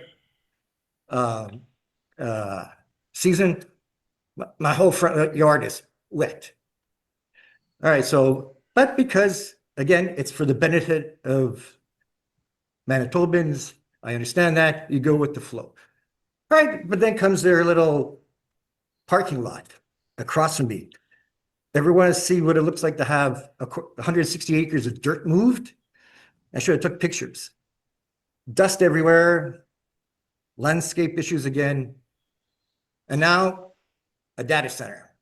Now, again, Hydro for Manitobans. Now, the data center, I have a question. How much will it employ? Is there another question to come then, sir? If he's going to come up here, if there's another second question, we can do them all at the same time.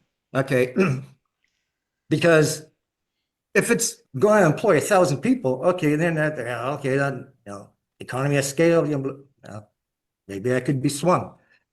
But if it's going to be 50 and we got 59 objections, I'm not going to go with that.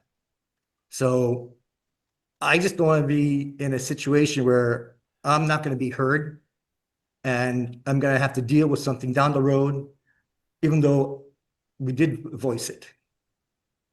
So that was my first question. It was directed to, I'm sorry. Mr. Marsh. Mr. Marsh. The second one, I understand from all the stuff I've been reading that you have development plan, the municipal development plan, and that in the regulations, it states that you're not supposed to go and convert unless all other options have been exhausted. I haven't read everything. I'm just starting to get into this because, like I say, I'm not exactly a pitchfork and fire guy, but in my career, I lived and breathed on policy and the regulations, and that's how I did my business. All right. And when you start breaking that, you can get into a lot of trouble and you set a lot of different things up. And that's what's sitting in my mind now. Once this starts, where does it end? Okay. I'm good. I tell you what, that's a question. Your last question, I'll answer that first to Mr. Doucette, and then Mr. Marsh can come up about the employment. Can you say the question again? Was it about the development plan? Yeah, development. Okay, in the development plan, what does it exactly state about rezoning of a property? If there's other options available that you don't have to rezone it? Thanks on here.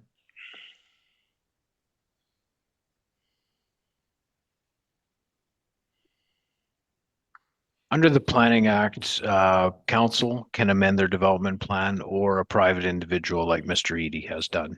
And for the development plan amendment, Mr. Edie has made an application which is before council. Council can consider it, but council should be mindful of their existing land use and what lands they have available. This is a site-specific application by Mr. Edie. Because it's the proximity to the rail station. That's why I made the application. Okay, I'll quit for now. Thank you. Okay, there's one more question, Mr. Marsh, if you can answer that. You can probably have a seat, sir. He can answer that while you're sitting down.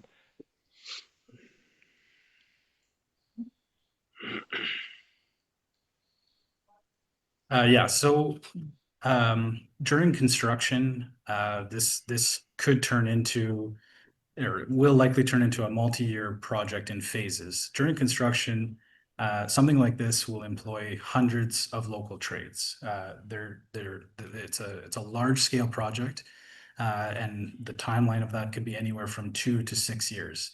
Once operational, it's a little hard to project that far out. Currently, if you would hop online and check, you would get an answer around between 100 and 150 people in-house to operate this after. Now, these are jobs that are very well paying. They're very specialized. And we've already kind of done some research and talking with some of the local universities about their excitement about being able to offer these as trades programs, specializing in data center technician opportunities. So it's, I understand that once it's running and fully operating, it's lighter than most people would see, but the initial economic impact on local trades for construction, what that kind of surges into the province is huge. There's no shortage there.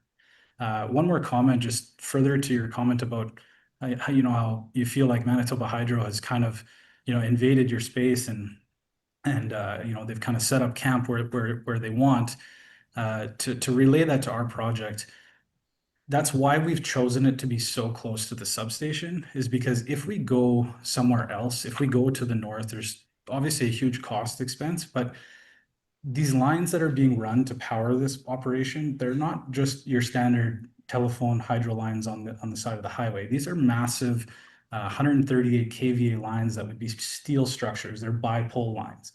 And as you know, you've stated, Manitoba Hydro is going to run those wherever they want. The best source of service that they see fit, they place easements, they don't need permission, they will run it wherever they want, and it's going to add a lot more of your quote eyesores to that area, as well as taking up land on its own, right? Each one of those poles consists of about 0.5 or 0.15 to 2 acres, or 0.15 to 0.2 of an acre. You're going to need between 20 and 30 of these big towers to run it all the way to the north currently designated land. So you're going to be giving up almost 10 acres of land. That's okay.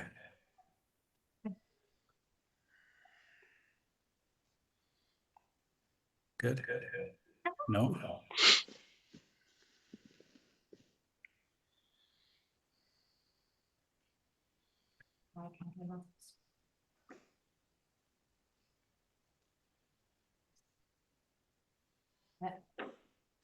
Good.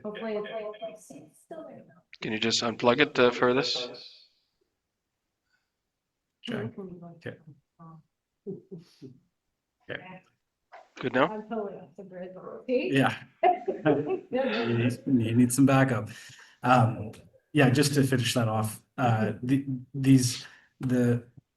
there isn't this net gain that people are thinking that if we just protect this 20 acres, we have, you have 20 acres somewhere else to use it. That still comes at a price, right? You have to give up land to run these lines and these big towers. So that's my only comment towards adding to your comment. Okay, so anywhere from 100 to 150 jobs, and that's that's a guesstimate at this point here. That's a guesstimate based on market data today, right? As the industry changes, that could change for better or for worse. It's not mine to speculate. Okay, sir. Yeah. All right. Any other inquiries? Mrs. Is that? Are we at? That's going to be for in favor, I imagine. This is for inquiries, Mrs. Yeah, O'Rourke? just a question. I'm not sure who to direct it to, whether it's Mr. Marsh or Mr. Doucette. But I heard Mr. Marsh describe a whole bunch of other AI centers and their processes, but I haven't heard their plan. Have they submitted a plan to you guys? Do you know what kind of processes they intend to use? Whoever can answer that question. I have not received any plans or layouts of what they're intending on So using. we're on third reading of this rezoning and we have not received a plan? That is correct. Okay, thank you. That was my question. Okay. But actually, this is not third reading. Council cannot give third reading tonight. It's a public. Third presentation. Oh, okay. Yeah. Okay. Any other inquiries? I have a question It's about for Marsh. Edwin Giesbrecht of municipality of Springfield, and Mr. Marsh has given an indication of about an acre or 2 acre per pole, of which to go to another location, you may need 100 poles or something of that nature.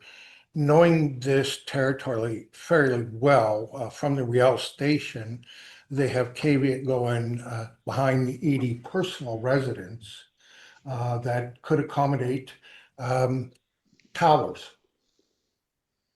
just like transmission towers, of which there would be what, maybe 4 towers could accommodate, and then come across from behind Edie straight into the employment lands, 1,300 plus acres. Mr. which Giesbrecht. Mr. Edie has. Mr. Giesbrecht, you got to address me. My question is, has there been consideration, because to run that tower system through Manitoba Hydro, yeah, there would be additional cost, but I don't think it would be anywhere the cost of having 100 poles. And it certainly would carry the transmission power, just like it carries all the way from Kawatnu to Wasquatum and Kiosk, our northern dams. We have large towers, and they work very, very well. And they're not that big of an eyesore. And it would be actually behind that residential strip and near the floodway. And I think it would just actually disappear. So I asked the question, has that been given any consideration of thought? Thank you.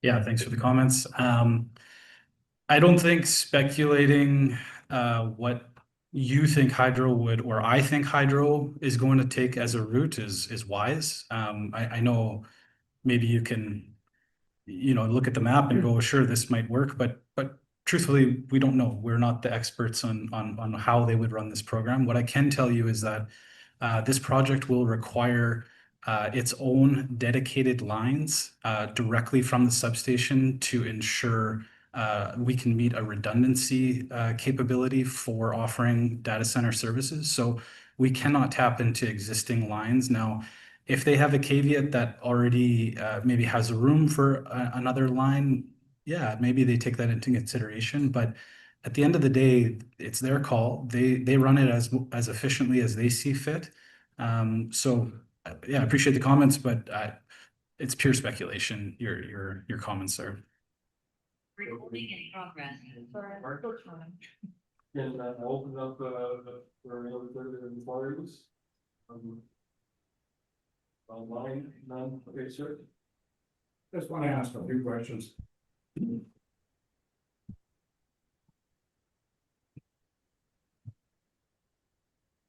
Actually, my name is Mel Salaki, and I live in 59083 PR 207.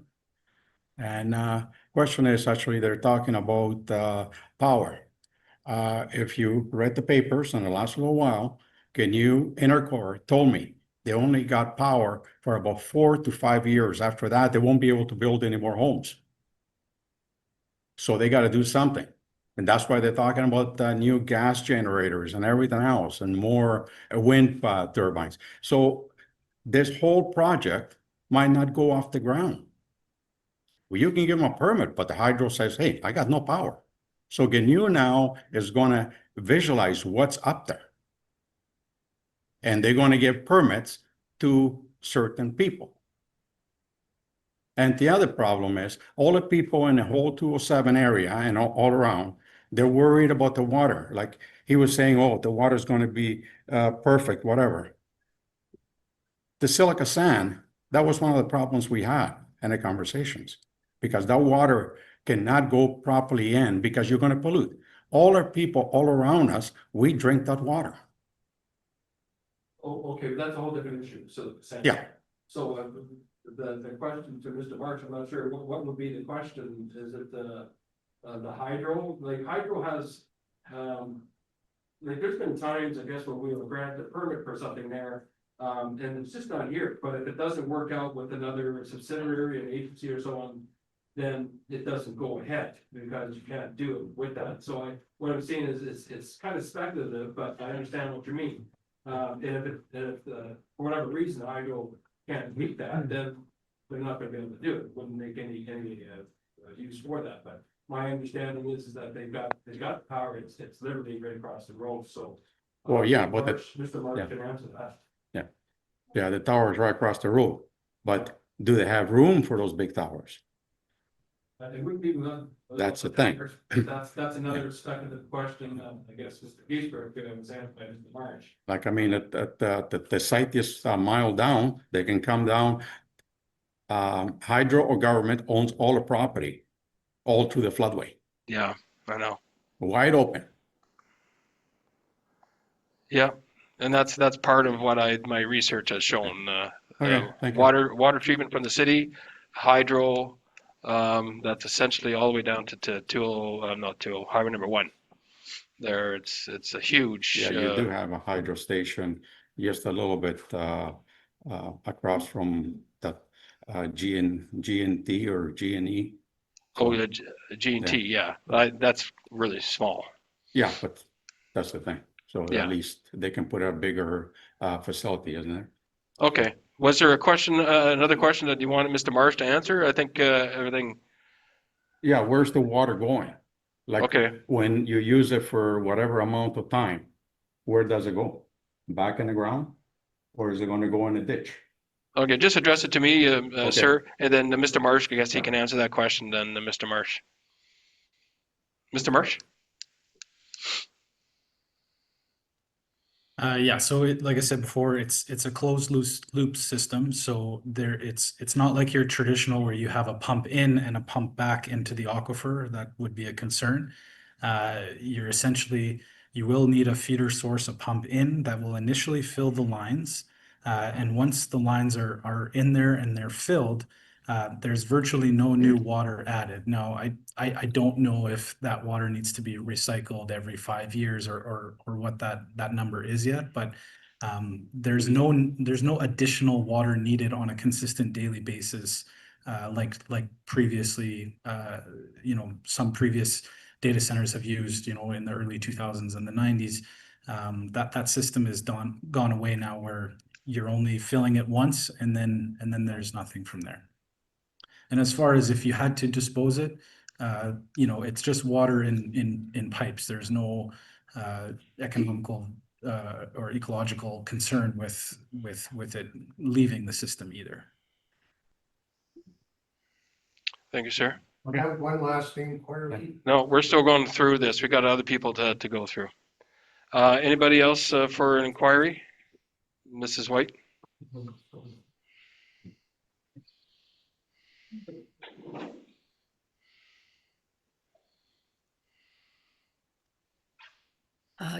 Carolyn White. I have a question for Mr. Marsh. It's been indicated that a plan for the proposal has not been submitted to the RM. So my question would be, why has not a proposal been submitted? And my second question is for Mayor Therrien. when we're talking about important things like water consumption, electricity demands, things of that nature, do you not think it's important to have a proposal for people to look at, including administration, before a decision is made? Those are my two questions. Well, my question, and this is what we're doing now. We're doing our second reading on this, and we got the people here to ask the questions. Once it That's goes, not my question is for yourself. Don't you think it's important to have the proposal from the proponent about what exactly this plan is? Like Mr. Doucette said, there is no, if I understand that correctly. I have not seen any site plan or building plans, Right. correct. I So just know don't- I just know it's 20 acres. Mhm. And this is the first step of many for this process. There's a development plan amendment, then a rezoning, and then a subdivision application. If those are the three provincial legislative steps he has to go through. So isn't it important to have the proposal at this point in time? we'll eventually get there. The minister will decide on this. Should it be adopted tonight? The minister will decide whether a yay or an nay on this altogether. And then it'll come back here for the third reading, and we'll have a lot more details when it comes to that. So every step that we have, we get more details. So the details that we have here right now, I'm satisfied with what the proposal is here. We're changing it to employment, and are we satisfied with everything that's presented and the questions answered by the applicant? And what was the other question, ma'am? My first question to Mr. Marsh is, when is a plan going to be submitted to the RM of Springfield?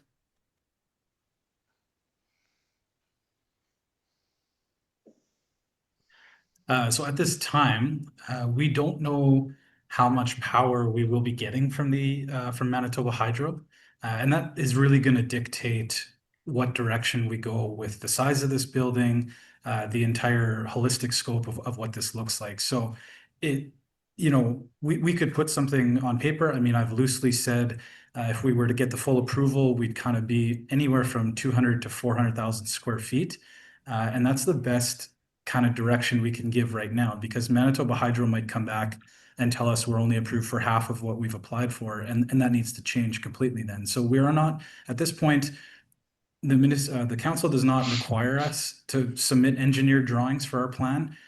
So we haven't, it's not something that we're going to do at this time. Further down the road, as Mayor Therrien stated, there are check stops where they need to see real tangible products of what are you putting here. And that's the time that we start actually putting pen to paper, once we've gotten word from Hydro and things are moving along in that order. Yeah. Thank you very much, Mr. Marsh. Any other inquiries? You already had your inquiry, Edwin. I have another question. Okay, well, this is it. You're not going to come up here all night, so go ahead. Excuse me? Edwin Giesbrecht. Question number 2. People are talking water, but all about cooling and such, but what about waste? You've got agriculture preserve, and when you're talking 200,000 square feet, at an acre being 43,562 square feet, you're talking approximately 5 acres. They started out at 160, they whittled down to 20. So why is the necessity even for 20 acres? Number one. Number 2, as far as the wastewater, if in fact it's a system that would provide like a septic field for leaching, now you got 100 or 150 employees with wastewater leaching into agriculture preserve with human pathogens, contamination. In that light, without a plan, how are they going to handle the wastewater? There's no plan yet. So I bring that up because it would in fact be adjacent to agriculture preserve and agriculture food production. So that's another issue. And so I just bring that question up, how would the intended of the human pathogen waste be dealt with? And as far as the 20 acres, if in fact there is really only a necessity of 5 acres, I don't understand. So I have those two questions. Could it not be downsized to 5 or 8 acres? And secondly, the wastewater issue. Okay. Thank you, Mayor. Mr. Marsh? Yeah, as far as size goes, as stated before, we've made an application for a smaller electricity load that would house a smaller building as kind of the starting point for this project. The second building would be the larger building. The remainder is yard space required for operational use. So part of these data centers, when you're trying to get into what's called a tier 3 classification, so you can handle government storage, things of sensitivity, you need what's called redundancy or high redundancy. So you need backup generation for your entire electricity load. And you have generators on site that require yard space outside of the building itself to do so. Beyond that, we want to landscape it beautifully. We want some green space. We want some fountain features. I know it sounds like fluff, but in the data center world, it's almost a point of kind of, they make a point of making these things very, very beautiful. And this would not be any different. We'd be extremely excited to have awesome green space in there that would be really nice to drive by every day and not an eyesore. So that's where our 20 acres comes from. For reference, we're actually on the denser side as far as industry goes. We want this to be a smaller project. Something of 100 megawatts traditionally in the States is spread out into campuses, and they actually require up to 100 acres. So we already feel that we're well above the industry standard for density, and we're utilizing that space as well as we can. So you're putting it in a tighter envelope, I guess, with a smaller footprint. Where in the States, I've seen lots of pictures of it where it's sprawling into different buildings and different campuses, and it's spread out throughout 100 acres. Sorry, I forgot to answer your second question.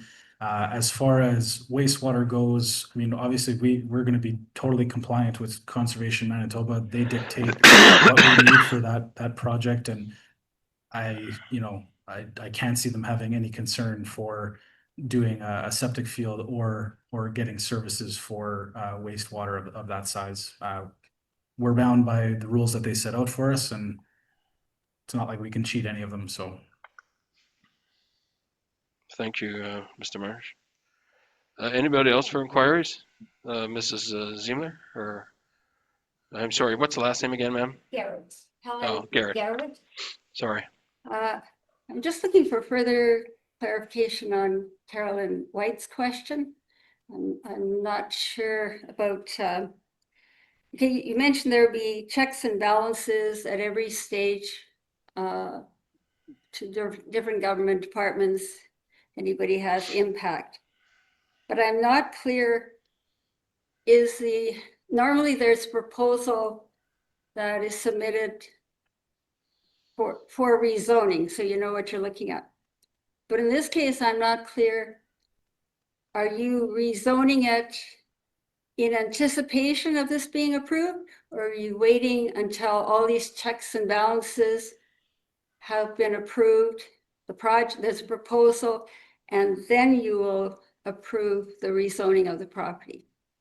The cart before the horse, or rezoning first and then hope things fall together, or waiting until all these checks and balances fall into place and the proposal is submitted to you, and then you go forward to recommend approval of the rezoning. Thank you, ma'am. I think Mr. Dusek can answer that clearer than I can. Before the process of a rezoning can occur, we need a development plan amendment. Then the applicant would determine what zoning he would look at. a light industrial, heavy industrial, depending on where his use is.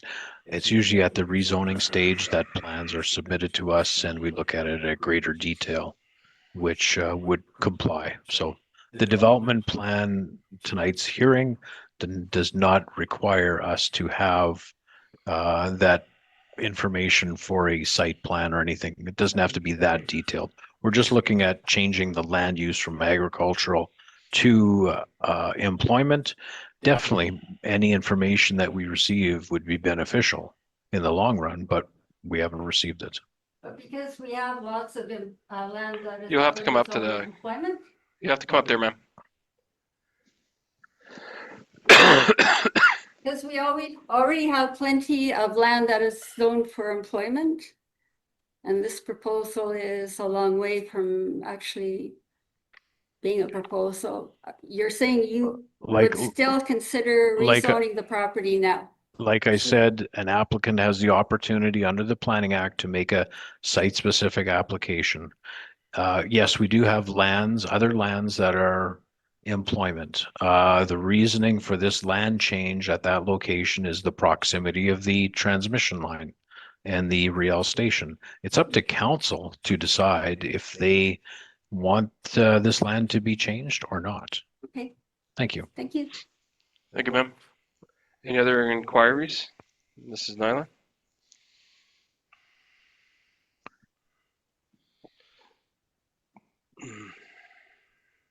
Yes, Janet Nyland. I just have two quick questions. As I have heard, there's no commitment for a data center. It's speculation, no plans, whatever. Would you confirm that once the land is designated employment, that it could be changed to any kind of development and any use? May I answer that? Yes, thank you. You are correct. There's a couple of options council has. At a rezoning stage, council can rezone it, but council can also enter into a development agreement prior to granting third reading of the rezoning and have a site-specific zoning agreement to limit them only to a data center. Council of the day can also just rezone it to a light industrial, heavy industrial. They don't have to go with the data center that they're stating now. And any of the land uses within the MG and MB would be permitted. But if council wants to be selective on what they want to do on that particular piece, they could enter into a development agreement called a zoning agreement and register it on title. Okay, now I've got another question from that. If I could, is there a development agreement opportunity for a development plan amendment? No. Thank you. It's only done at the zoning stage. Or subdivision, okay. Yeah, or subdivision, correct. At a rezoning, there would be, it would require 300 or more objections to a proposal if we wanted to object it at that time. Do you not recognize the serious concern we have to be dealing with this at this stage, not waiting for the rezoning? That's not a question for me. That's a question for council. Yeah, I'm looking. Well, that's what we're here to discuss. I can't talk for all of council. We're going to vote on this tonight there, but I find the procedure is working well. We're going to get all the answers there. I trust that Mr. Marsh and Edie are doing this for a data center. They're not going to change their mind, and we're going to have the checks and balances there. So I'm fully satisfied it's going to be for that. And it's up to the minister at the very end of the day there to approve it to allow this even to proceed. No, it's up to council now to decide if it Yeah, goes to well, the... yeah, no, I know, but then after if it's approved, then it's up to the minister. We're still on inquiries there. Oh, okay. Elizabeth, is it? Yes. Hi. Go ahead, Elizabeth Hersack. Elizabeth Hersack, resident of Navan. I had a couple of questions, please. I did want to find out what sort of process was done to determine that no other suitable location was doable for this proposed project? I think that was Mrs. answer to Mrs. Garad there. This is an opportunity. This is the applicant that's saw that this location is a far better location, so he's asking council to look at the rezoning there, just the proximity to the hydro substation, the proximity to the I guess the data line as well, number one. So it's a proximity issue with. I'm not speaking for Mr. Marsh. Maybe he can say it better, but if that's what is satisfied to him, I think that's my understanding. Is that suitable, Mr. Marsh? You understand that, ma'am? Well, the question I have is, in 2022, Manitoba Hydro told the Public Utilities Board that its generating stations, transmission towers, and distribution lines were degrading to the point where their declining condition poses a threat to Manitoba's power supply. In my area of the municipality, I have probably had more outages for extended periods of time in the last 3 years, whether it be winter or summer.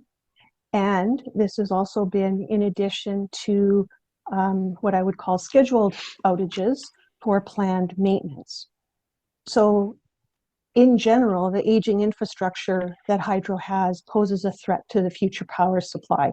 And it is going to require a substantial investment of dollars to fix the maintenance, the replacement and maintenance to ensure reliability. Certainly, as I believe a previous gentleman had indicated, that this capacity crunch is coming, and it will not just impact large users such as this proposed data center, but all users of hydro. And it is coming. It's 2026 right now. Even if we're looking at 2029, I believe was what they had tentatively said. It will take actually less time to build the data center, construction, conceptual, depending on the size, than it will to upgrade and replace and expand the existing infrastructure that hydro has. If we're also looking at a greater population within the city of Winnipeg, province of Manitoba, the push towards more green technologies, electric vehicles, enhanced charging, all of the usages of AI, which takes a tremendous amount more of electricity to do something through, say, ChatGPT than it did to send an email. This is something that's not just at the council chambers in terms of discussing and making decisions. This is something that is larger than this meeting here tonight. And I am very disappointed that it's now at this stage in the evening where residents are being given new information from the applicants and updates. And I do believe that some of this is premature in terms of doing the approval. You're approving something in concept or potential, which may or may not happen. And there are a lot of concerns from area residents. I'm very sorry, and my heart goes out to that individual who does live on the 207. I've traveled down those roads and being out there, and the amount that has changed, the expansion of hydro, the development that has happened has taken away that rural character for those residents that have been in those areas for 25, 30, 40 years. And planned development, proper development that is well thought out with inputs from residents should not be overlooked.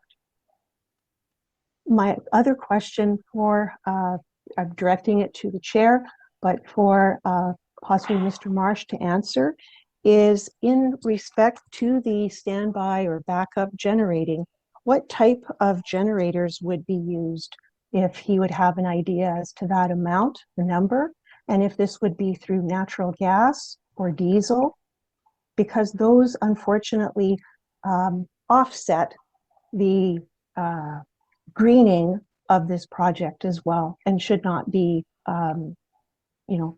discounted. Mr. Marsh, if you can answer the generator question.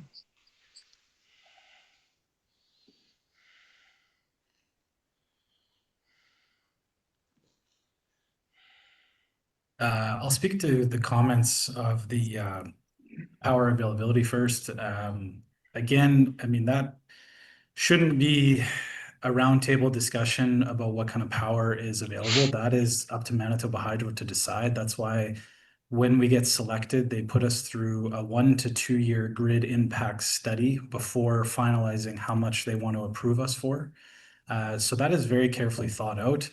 The other kind of, macroeconomic side of it is that we also last year stopped selling about 600 megawatts to Minnesota. So that is now all staying in the province. And they've recently announced up to a 200 megawatt wind generation farm up north. So I would have to refer to them. I trust them that they will make the right decision on how much power is available.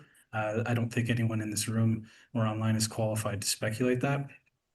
That may be a moot point, sir. Oh yeah. But we're also dealing with an extensive drought impact.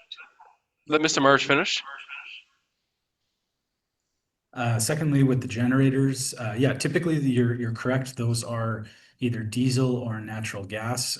They are used on an absolute emergency case basis only. They're not used in daily operations. And I need to clarify that because some data centers in Alberta and large portions of the states with abundant natural gas, they would operate a data center this size completely on natural gas generation. But ours are going to be used for emergency case only. I have to comment and say that I don't think it's fact that firing those up negate our green initiatives that we're putting in here. Like if we were to go with the biomass regen project, that is generating renewable natural gas on a daily basis. And so I don't think you're quite on the mark by saying firing those up once a year is negating a full year's worth of generation. And if I can add to that, I went to St. Boniface and well, not much of a tour. They're extremely security conscious there.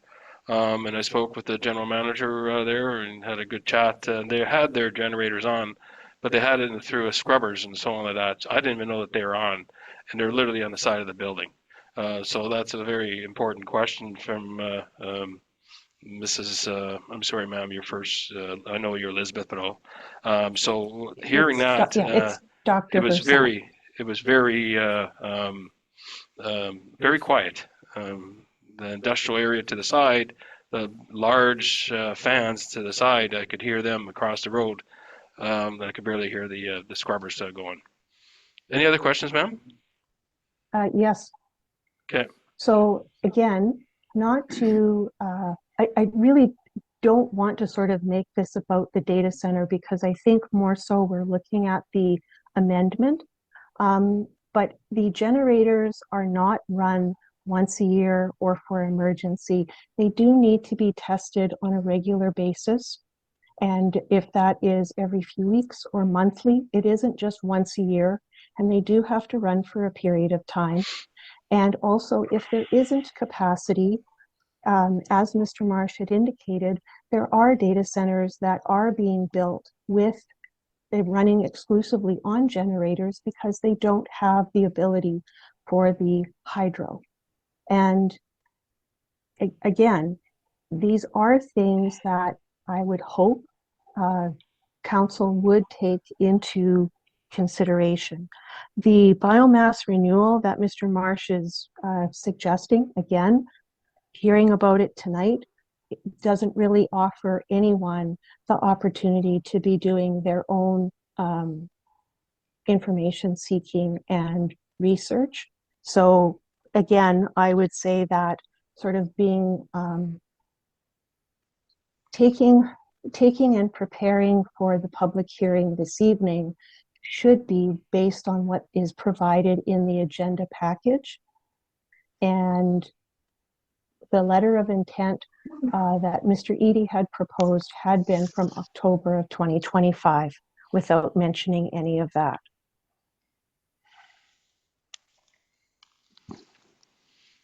Okay. I don't think there's a question in there, but thank you very much for your comments there, ma'am. We're still on inquiries there. Any other inquiries? I see none. Then we'll go to those in favor in the audience and on line. We'll start in the audience first. I see two hands up there. Sir, if you want to start up. Yeah, sure.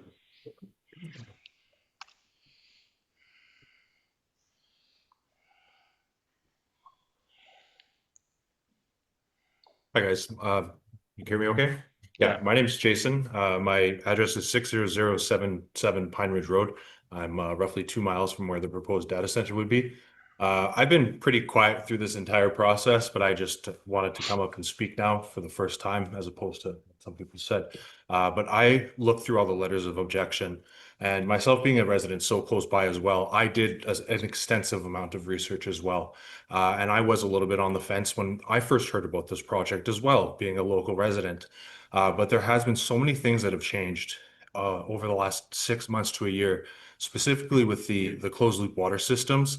That's such a major deal, going from potentially, the massive amount of water volumes that we were talking about to virtually nothing in these closed loop systems is such a big deal. And I just think that's something, looking through all the letters of opposition, that was in 80% of them, The other one being hydro usage. People were really concerned about the hydro usage, which I completely understand as well. But again, that's something for Manitoba Hydro to dictate what their infrastructure can handle, right? We can speculate as much as we want, but ultimately they know what they can handle and they know what's best. And they're not going to approve a project that will overload the grid and cause issues for the residents nearby. So those are just two big things I wanted to take comment on. The other thing I wanted to mention as well, like I'm a part of the Springfield Chamber of Commerce. I network with a lot of other businesses in the area, things like that. The letters of opposition and the petition. I understand there's a lot of people on there. There's 59 signatures, right? Looking at that, I understand people's concerns. Like I said, most of the concerns are in the letters, right? With that being said as well, though, the population of the arm of Springfield is just over 16,000 people. This has been a public discussion for close to 1.5 to 2 years now. It's been in the Clipper. It's been all over. There's not many people you can speak to in the municipality who haven't heard something about this project. When we're breaking down the figures, that's less than 0.4% of the municipality that has an objection to this project. And most of the objections have already kind of been addressed. We're looking at the other 99.6% of people. If I am strongly against something, I'll come speak against it. If I'm in favor of something or neutral or, I think it's fine, I'm not going to do anything. So, I understand people's concerns, but I feel like we're just dealing with a very small minority of vocal people. And that's okay. It's okay to be vocal. It's okay to have your voice heard and your, issues spoken about. But in the grand scheme of things, there's so many other people who just aren't here, who are in favor of this project, or who aren't vocally against it. So that's just kind of my 2 cents and kind of what I wanted to say. I just feel like we're kind of kicking the can back and forth with a lot of, hypotheticals, specifically around the power. I mean, Hydro's going to make that decision, So that's kind of all I had. So thank you very much, sir. Mr. Edie?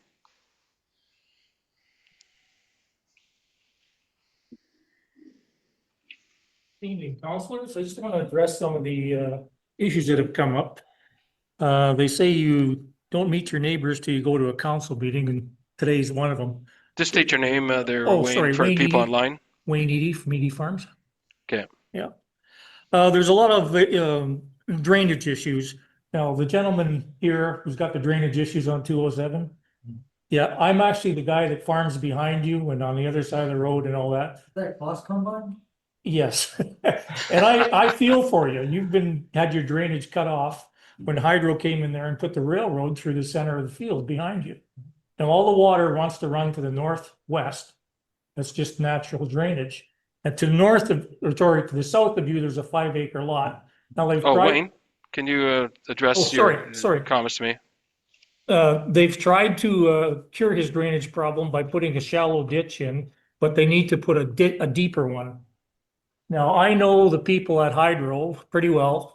A fellow by the name of Ray, who looks after the substation there. I'll get them together with you and we'll fix your problem because it's pretty simple. And then also my other neighbor, Mel, my other neighbor, Mel, at the back, he's got a real issue too, right in his front yard. It doesn't drain to the north, it doesn't go to the south. It needs to have a culvert put in at the entrance to the new storage yard, I guess you'd say, and then the water would run to the south. Now, as for the data center, any water from the data center, that'll go along, there'll be a ditch between their parking lot and the data center yard, where it'll take all the water straight to the south. And there's a good culvert there through the approach, and it'll run into the floodway. That'll also relieve some of the water that goes through Mel's yard, because it's going to go to the north before it can get, or sorry, to the south before it comes northwest past his yard. And I know that as well because Mel's a good neighbor of mine and I farm his yard as well. So, drainage concerns, there's not going to be any drainage concerns made any worse with this data center. Now on my other friend of mine, Ed Giesbrecht, I haven't seen for a while, right here. You're wondering about running towers down the top of the floodway. Well, you can't. There's already 2 towers on the top. They haven't got room for 3. And what the Hydro wants, when they run 3 towers in a row, they need 80 acres of land on a mile. Now, if they were to run towers in that direction, they'd have to come down onto my farm field, which once again, is taking farm property out of production. So there's not going to be a net gain by running towers in, around, and back across to that direction. Okay. And anyway, I hope that helps with any of your concerns, and I can answer any other questions that come up. Okay, thank you very much, Mr. Edie. Any other those in favor category online? Mr. St. George? Yes, thank you, Mayor. My name is Dennis St. George. I live at 56064 Stone Ridge Road at Enola. And I just wanted to thank you for agreeing to hear my comments today. And it's in relationship to the use of the waste heat from the AI data center. And I'm a professional engineer, and I'm the president of my company at Senju Incorporated. And the company's focused on technology application and demonstration. So it's these kinds of events where I typically come into play. I reached out to the proponents based on the news article that was published last summer. And subsequently, it led to me coming to council at the meeting on August 28th to hear the proposal. And I was really providing information on options for utilizing the waste heat. The one option I highlighted was the use of anaerobic digestion for the production of renewable natural gas. And I feel that's the one that would have a really good fit to the situation here. And this is what I'd like to just describe to you in a little bit more detail to highlight what the potential would be. I know I provided some slides for Dan. I don't know if he'd be able to put them up for the council to review, and I can talk to those. I'm not aware of it. No. Oh, okay. I guess we do have them.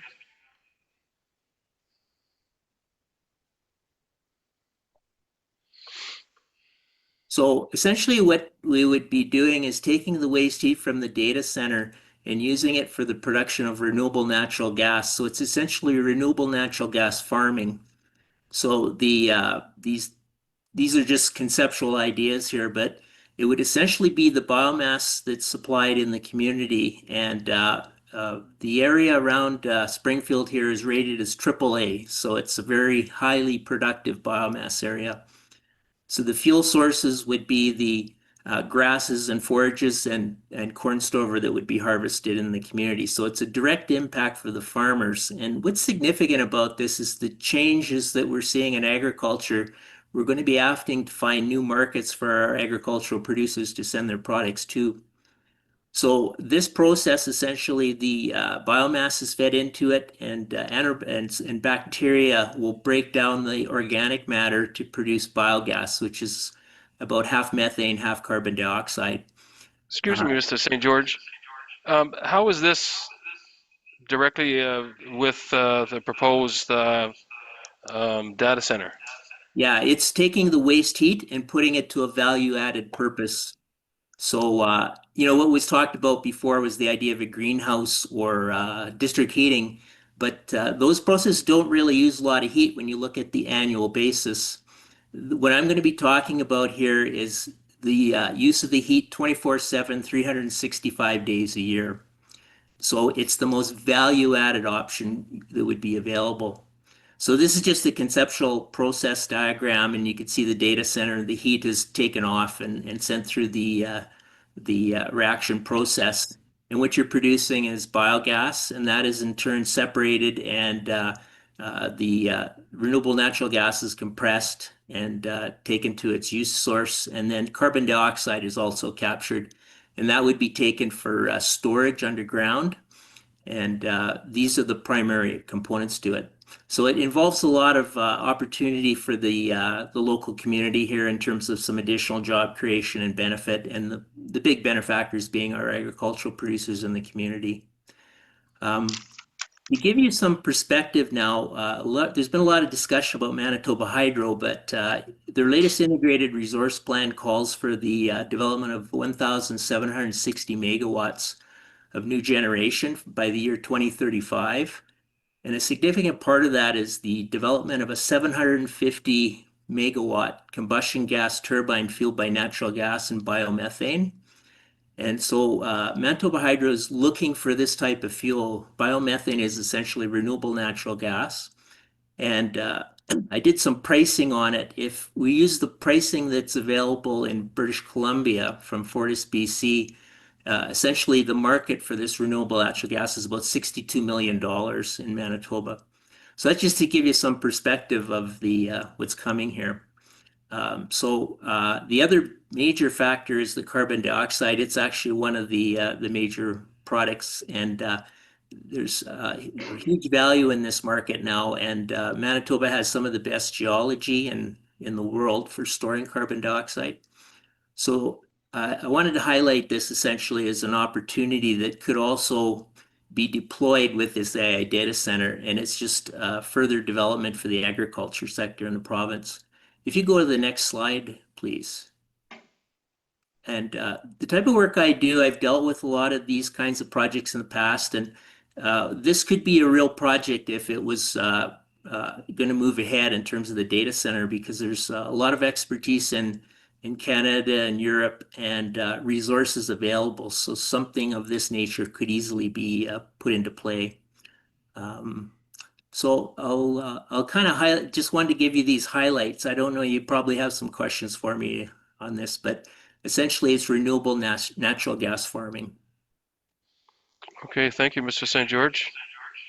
Any questions from council with regard to this? Mr. Kaczynski, Councillor Kaczynski. Thank you. How that have to do with anything with what we're talking about? We're just talking about development plan, and we're being hijacked here by what other benefits we're going to get to the agricultural community. I just don't understand why we allowing even this to speak on those issues, like have nothing to do what this meeting's supposed to be about. I tend to agree with it's kind of long-winded. No disrespect, Mr. St. George. It's informative in that the heat coming from the data center could be utilized in a different way. We were talking about greenhouses there nothing's off the table there. But yeah, this is quite in depth there, converting it to biomass and so on like that. That's an option. But the data center in itself is there. It's going to create the heat. Is it going to go to a greenhouse? It could also go to this as well. Is what I'm assuming from that. I think that's a particularly large leap, but it is a leap nonetheless there. So yes, I think it was quite long. But no disrespect, Mr. St. George there. I think it was quite informative. Anything else in regards to where am I at here? In favor? Then I see none. Then I'll open it up for those in opposition, both online and in the audience. Mr. Page?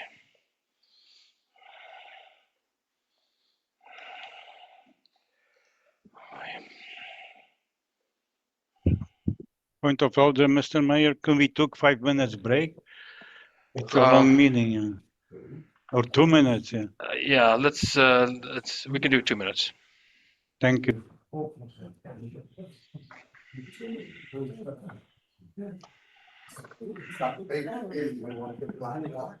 Recording stopped.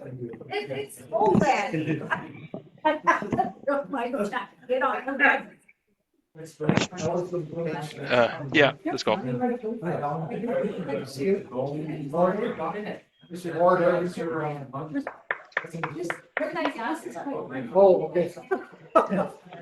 Okay, we're going to bring the meeting to order. In progress.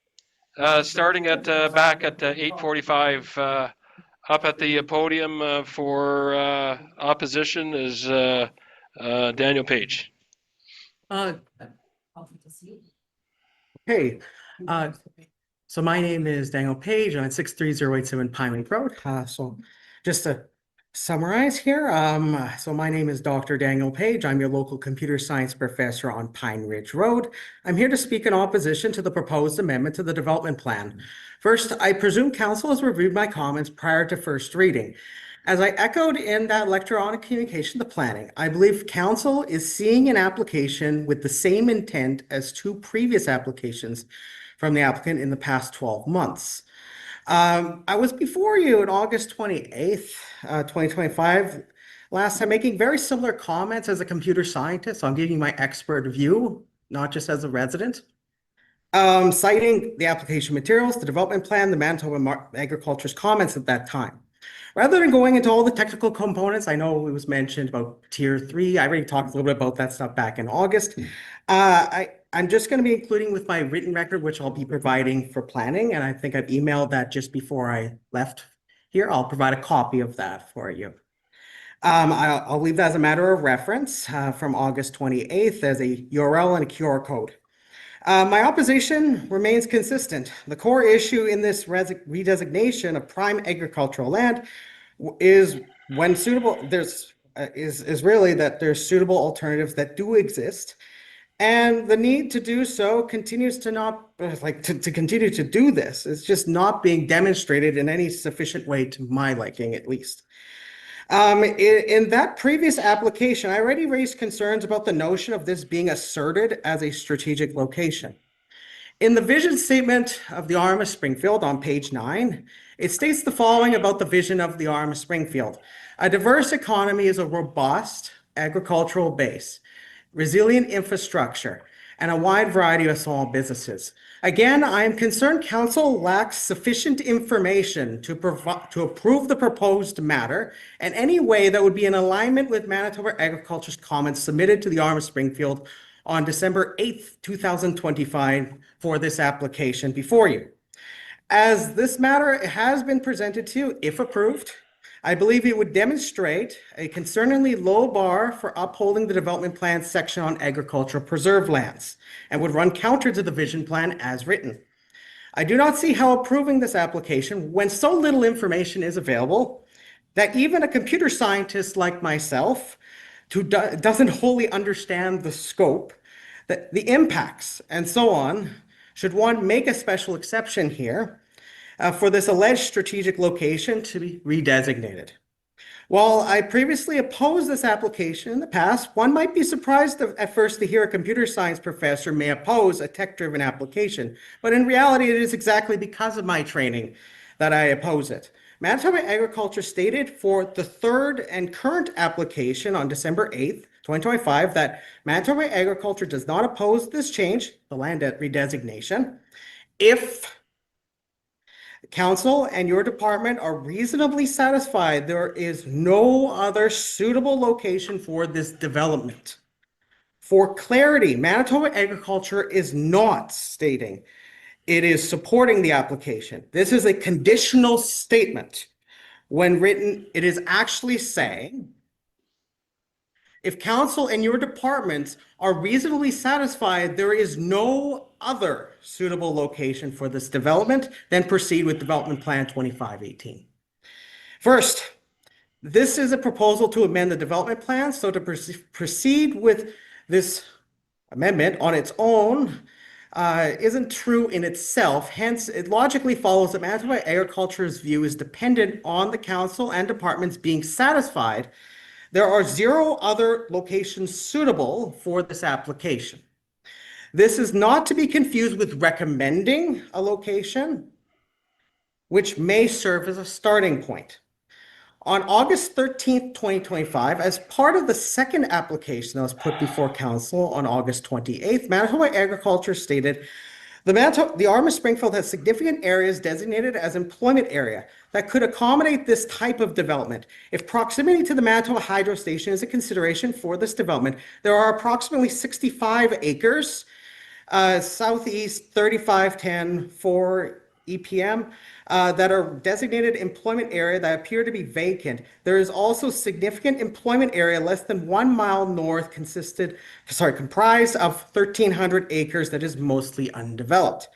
The larger sentiment too of this was affirmed by the Arm of Springfield's planning department on page 2 in their planning report, which stated the municipality does have areas designated as employment area that could accommodate this type of development.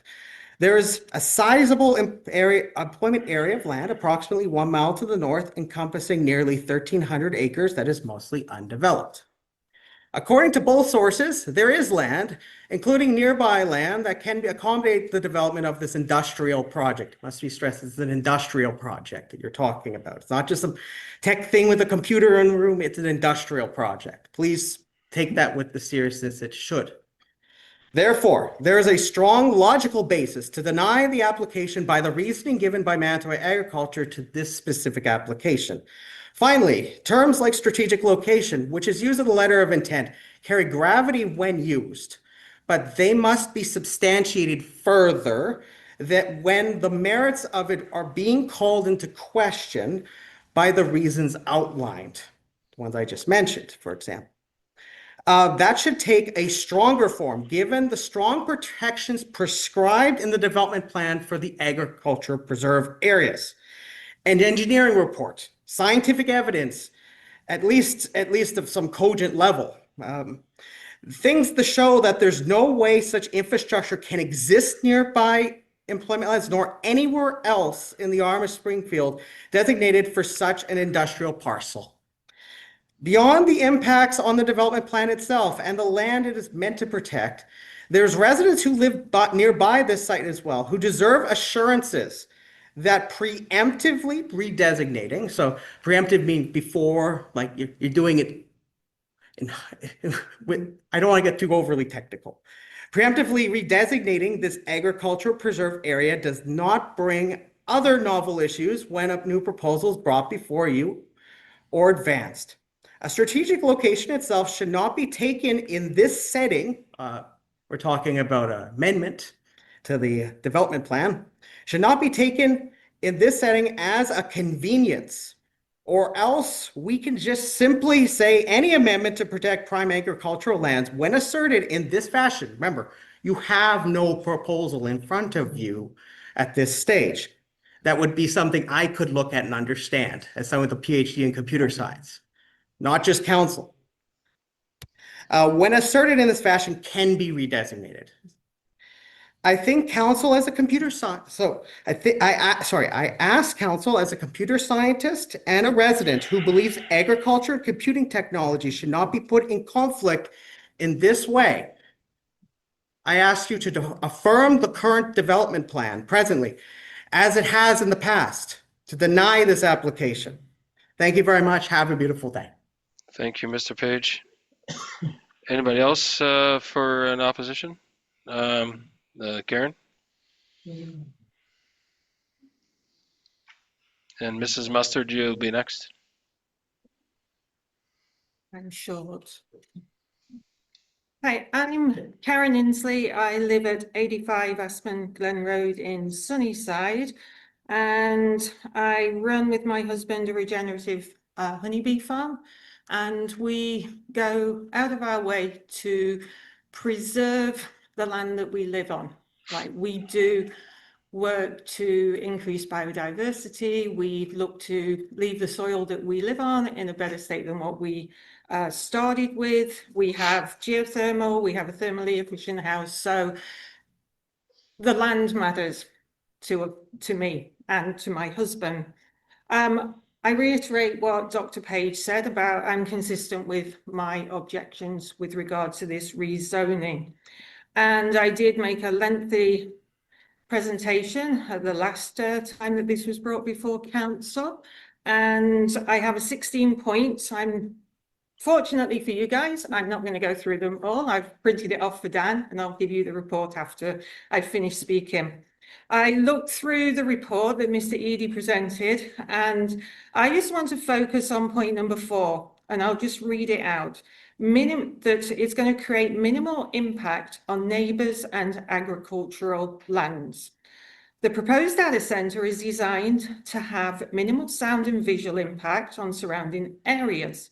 Modern design standards will ensure that operational noise remains negligible and well below rural ambient levels. Only 20 acres are being requested for development, with topsoil responsibly removed and preserved for continued agricultural use.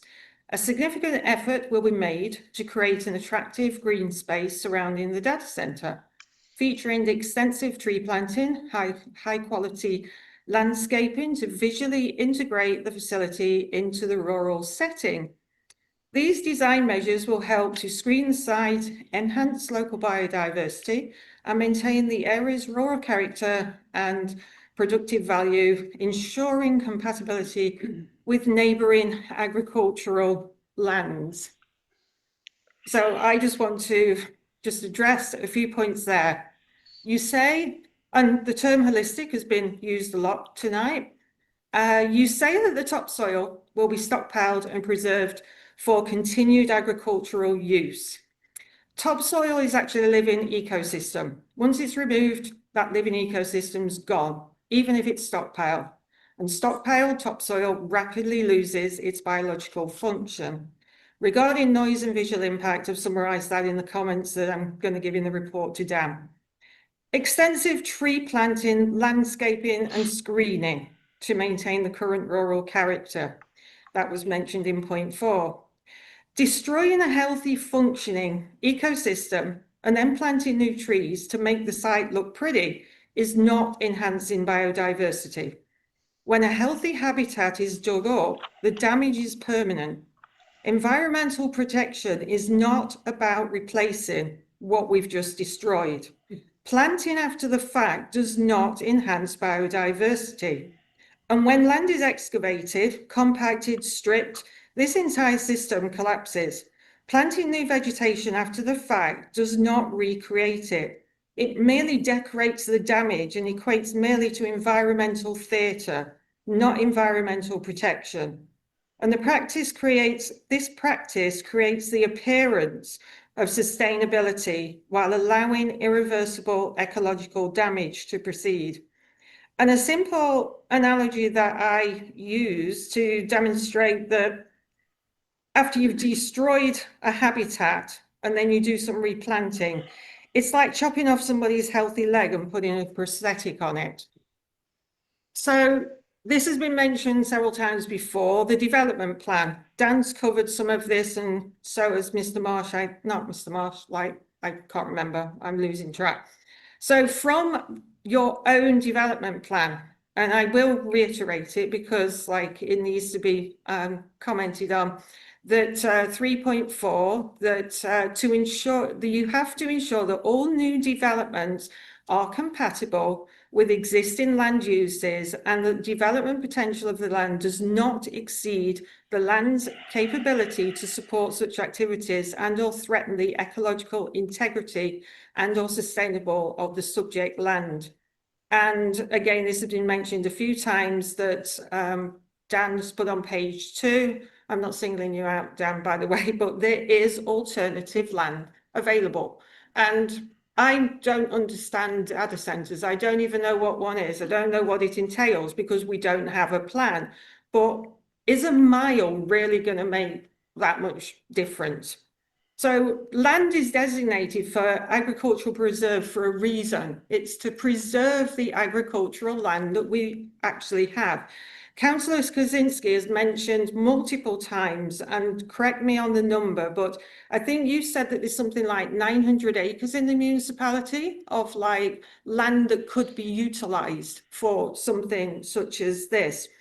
And like I said, there's a piece of land a mile away. A mile's not a long distance. And I would like to bring reference to a recent planning meeting because I was typing up my notes before I came. I can't recall which meeting it was, but it was only a couple of months ago where Mr. Fuel turned down a request from a resident because there was a 5-year renewal clause that this particular resident wanted waived and extended, saying, well, can I have it for longer than 5 years? And you said no, because if we break the rules for one, if we do it for one, we've got to do it for everybody. So if we rezone this agricultural preserved land, then we open up a can of worms that, like, if we do it for one, we're going to do it for everybody. As a former school board trustee, we had delegations, we had parents come to us, and we had to make some difficult decisions. This is agricultural preserved land. There's employment land a mile away that could be used. And so, like I said, if you're going to be considering this, I want you to consider not agreeing to this agricultural preserved land being destroyed, destroying the ecosystem, destroying the land and the organisms that grow in it. What grows in it right now has been growing for hundreds, even maybe thousands of years. And you can't just dig up and put concrete down and then plant a few trees to make it look pretty. That is not increasing biodiversity. And I urge you, for the sake of our land, our climate, our food security, and the residents who live here, to reject this rezoning application. This is a pivotal moment. Your decision will reveal where this council truly stands. And if you agree with this rezoning as a council, you're contravening your own development plan and demonstrating that the environment, the climate, and the ecosystem are not a priority. Thank you. Thank you very much, ma'am. Who else had their hands up? Somebody else had their hands up for opposition there? Mrs. Mustard?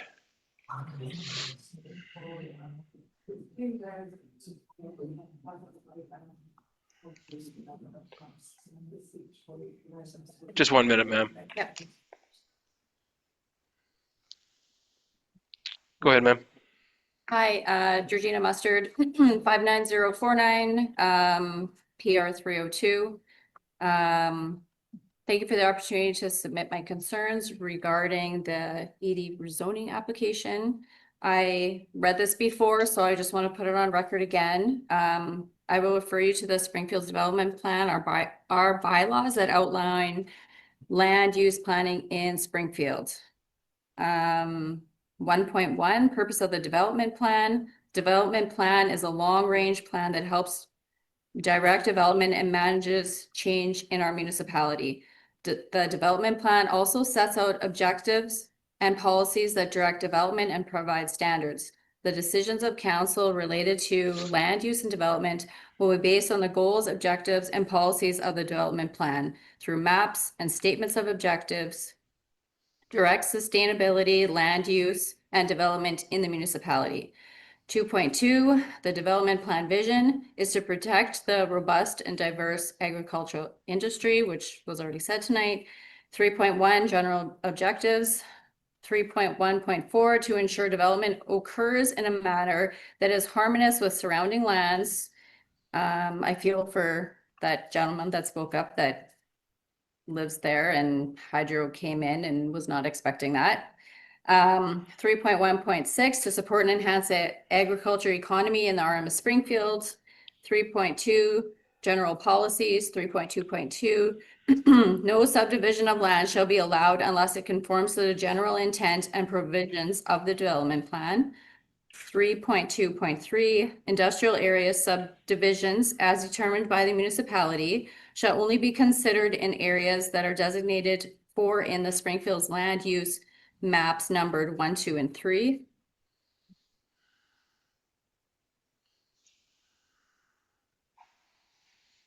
Mm-hmm. 3.2.5, in reviewing development applications, the RM of Springfield will encourage the most appropriate use and development of land and other resources by protecting and strengthening the agriculture industry where appropriate. 1.2, legal authority. The development plan must be generally consistent with provincial land use policies or regulation under the Planning Act, which reflects the province's interest in land use planning. And I just wanted to also add, because that's, all technical stuff. I oppose this. I don't think that this is a good enough reason to rezone it because of the proximity of hydro. Like I said before, I do feel for that gentleman when he's talking about buying a piece of property and, having it pitch black at night and seeing the stars. I know exactly what you're talking about. We see it with our kids as often as we can, and we enjoy that. I also understand how Mr. Marsh is talking about being green and the sustainability of this project. I'm not denying that we don't need this. I just don't think that this is the right place. I think it needs to be somewhere else. And then also to address, I can't remember, the comment about only having 59 people objecting this project. There is so many people that object it and are frankly way too nervous to come in front of council. I'm sure there's probably way more than that if they actually knew what was being taken away. And it's our prime ag land, and that's most important. Thank you, Mrs. Mustard. Mr. Giesbrecht.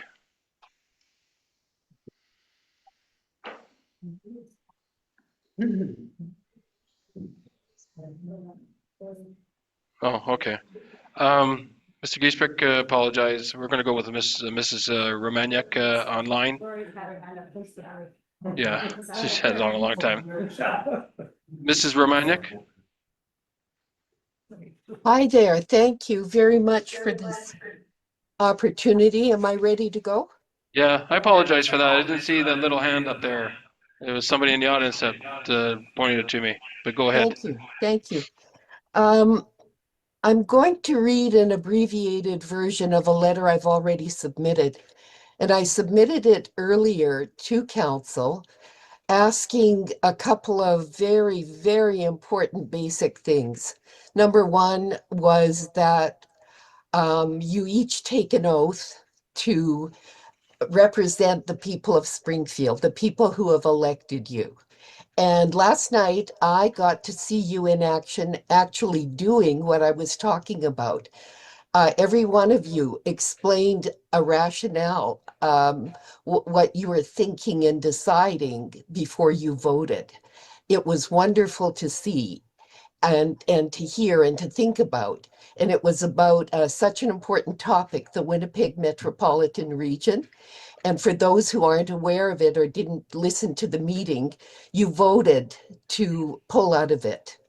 And part of the reason was that already $120,000 of taxpayers' money had gone, if I'm correct, if I remember that right, had gone toward membership in this body with no actual concrete benefit to the community, except one vote.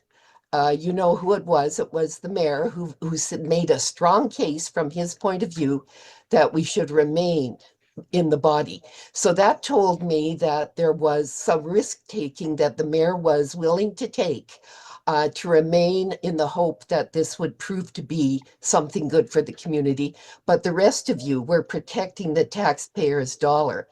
Now, I mention this because of the fellow named Jason. I didn't catch his last name. The fellow who spoke tonight and said, about the petition, 59 people only signed the petition, and there were a certain number of letters. I just am so blown away by the great presentations of the citizens that I've seen tonight. The people who have come forward, and Georgina Mustard just hit the nail on the head.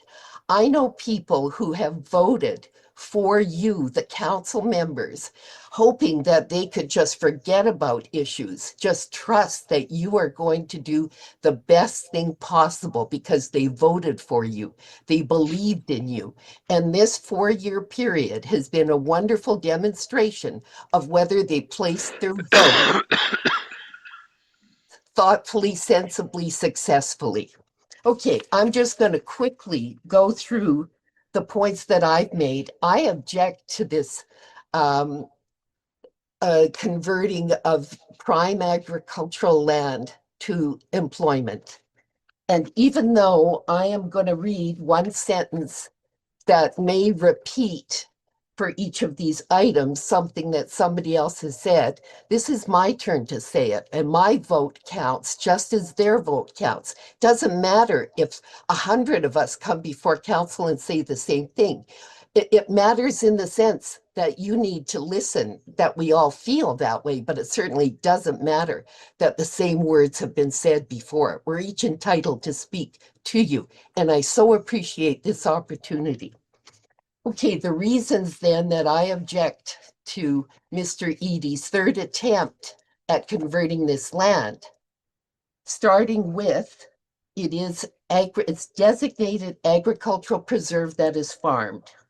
Within the development plan, the municipality has committed to protect designated agricultural preserve. You've heard that over and over tonight.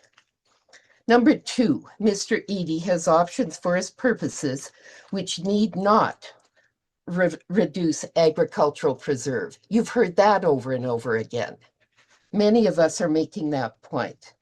Number 3, I have heard nothing from Mr. Edie, including his appearance this evening, demonstrating his knowledge of draining ditches and his friendships with people who work for hydro and his confidence that he can address issues. He's just going to come along and solve a number of longstanding problems because of his relationships.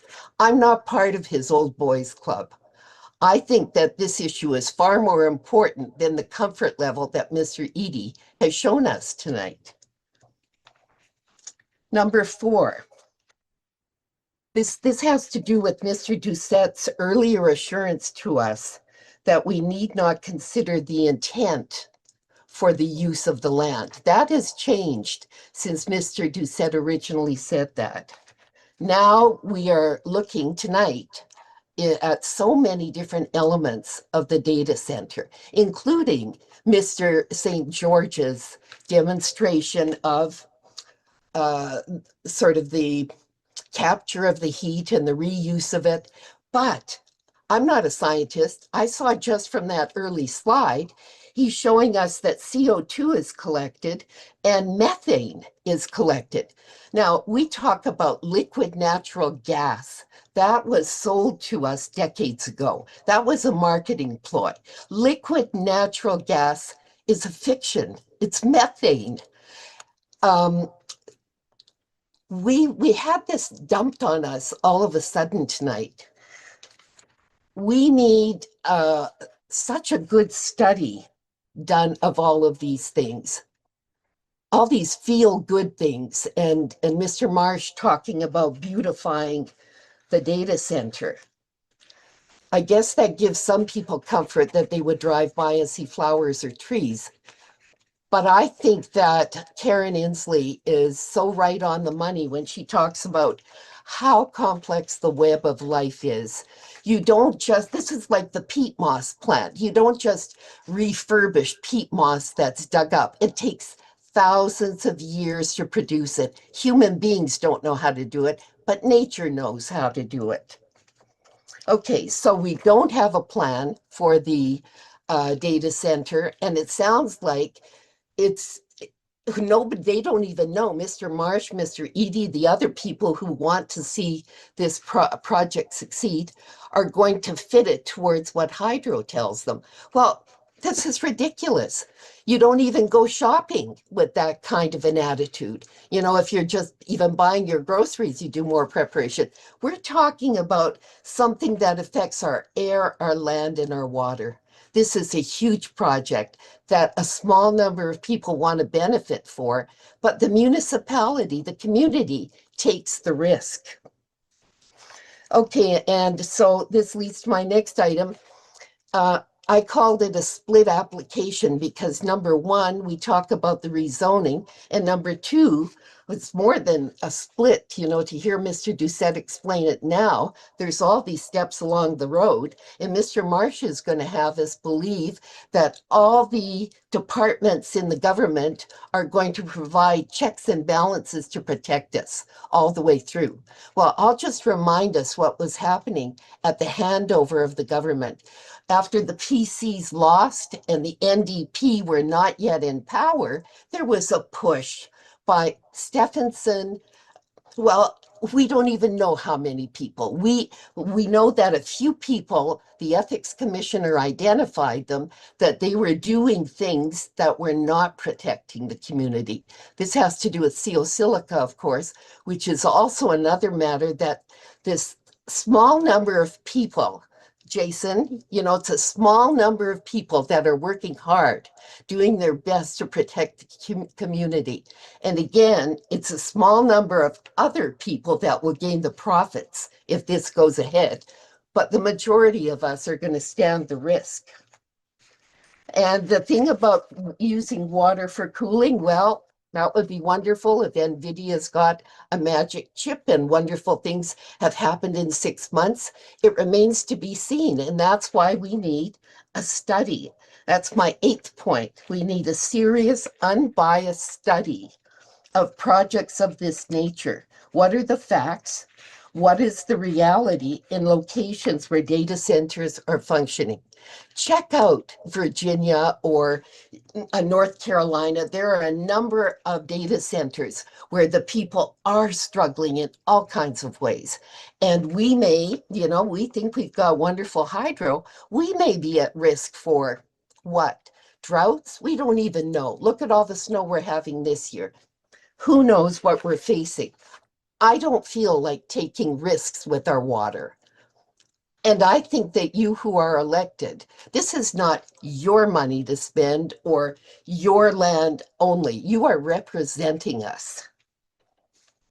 And the promise of good paying jobs, this 100 to 150, well, this is where a study, you know, I really don't feel that we can just have somebody appear on this last, you know, 11th hour and tell us that there's going to be all these good jobs. You hear that every time somebody's got a proposal for a project. It's a go-to. You hold up the carrot and somebody's going to believe it because people do need good jobs.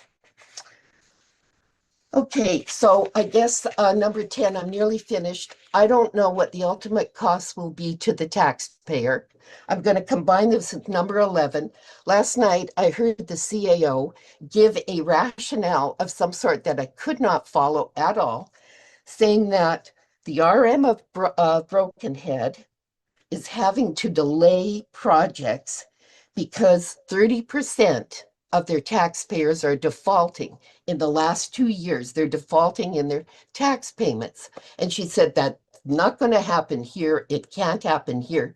Well, maybe, but maybe something else could happen here. And we are extending ourselves in one beautiful project after another. I don't run my house like that. I look at how much money have I got to make it this week. And very rarely will something be so important that I'm going to step outside those bounds. I don't want to live with the worry of debt, not knowing what's going to happen next in the broader world around me that I have no control over. What are the things you can control? What are the things you can't control? You have to prepare for the things you can't control. And the thing about generators, the noise from generators, possibly they aren't a great risk. I wouldn't want to find out if I was the fellow. Mrs. Romantic, we are running out of time. We try to keep it to 10 minutes. We read your letters. Are you short here, or you're coming to an end? Yes, I could, Mr. Mayor. Thank you. I'll end it. I don't mind. That's it then, ma'am. Like I say, we read your lengthy letters, and they're extremely well done as usual. But that's thank you very much for your time, ma'am. I think we have one more to go, and then the council is going to talk here. Thank you. Yeah. Okay. We're going to take it to 10 minutes then. Edwin.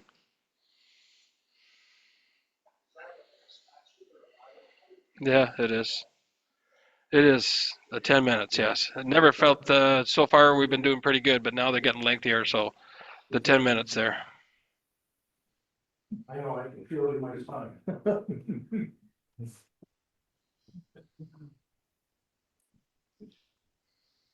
Secretary, can you distribute this? It looks like more paper than what it is, council, but I've got a large font, so it's easy to follow.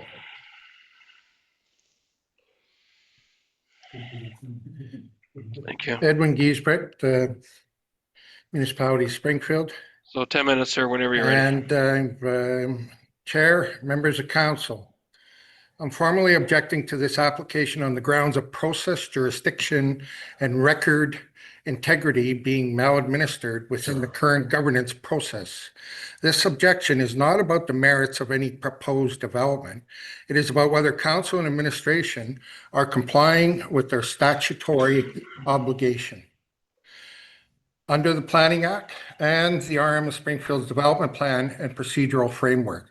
At the outset, I need to note a threshold procedural issue affecting the integrity of today's proceeding. The planning meeting scheduled for December 18th was formally canceled, not adjourned. No meeting was convened, no public hearing was opened, and no statutory record was created. Since that cancellation, public notices have variously described today's meeting as a reconvened hearing, while the published agenda now identifies it as a rescheduled planning meeting following a cancellation. These descriptions are not interchangeable in law. A council meeting cannot be reconvened because nothing was ever convened. While council may schedule a new planning meeting following a cancellation, it cannot carry forward, rely upon, or implicitly import assumptions, scope, or framing from a hearing that never existed in law. Mr. Giesbrecht, this has nothing to do with the It data has everything center. to do, and this is part of my objection. I am raising this, and I have 10 minutes. I am raising this not to delay proceedings, but to ensure the record accurately reflects the jurisdictional footing on which council is being asked to act today. Council has already considered and rejected this matter twice. In January 2025, Council considered Development Plan Amendment Bylaw 2502, affecting the same land block and seeking the same redesignation from an agricultural preserve to employment. That bylaw received first reading at January 23rd, 2025 planning meeting, initiating the statutory process. Following public input and deliberation, the application failed on a tied vote of 2-2 and was therefore defeated. Council did not advance the amendment.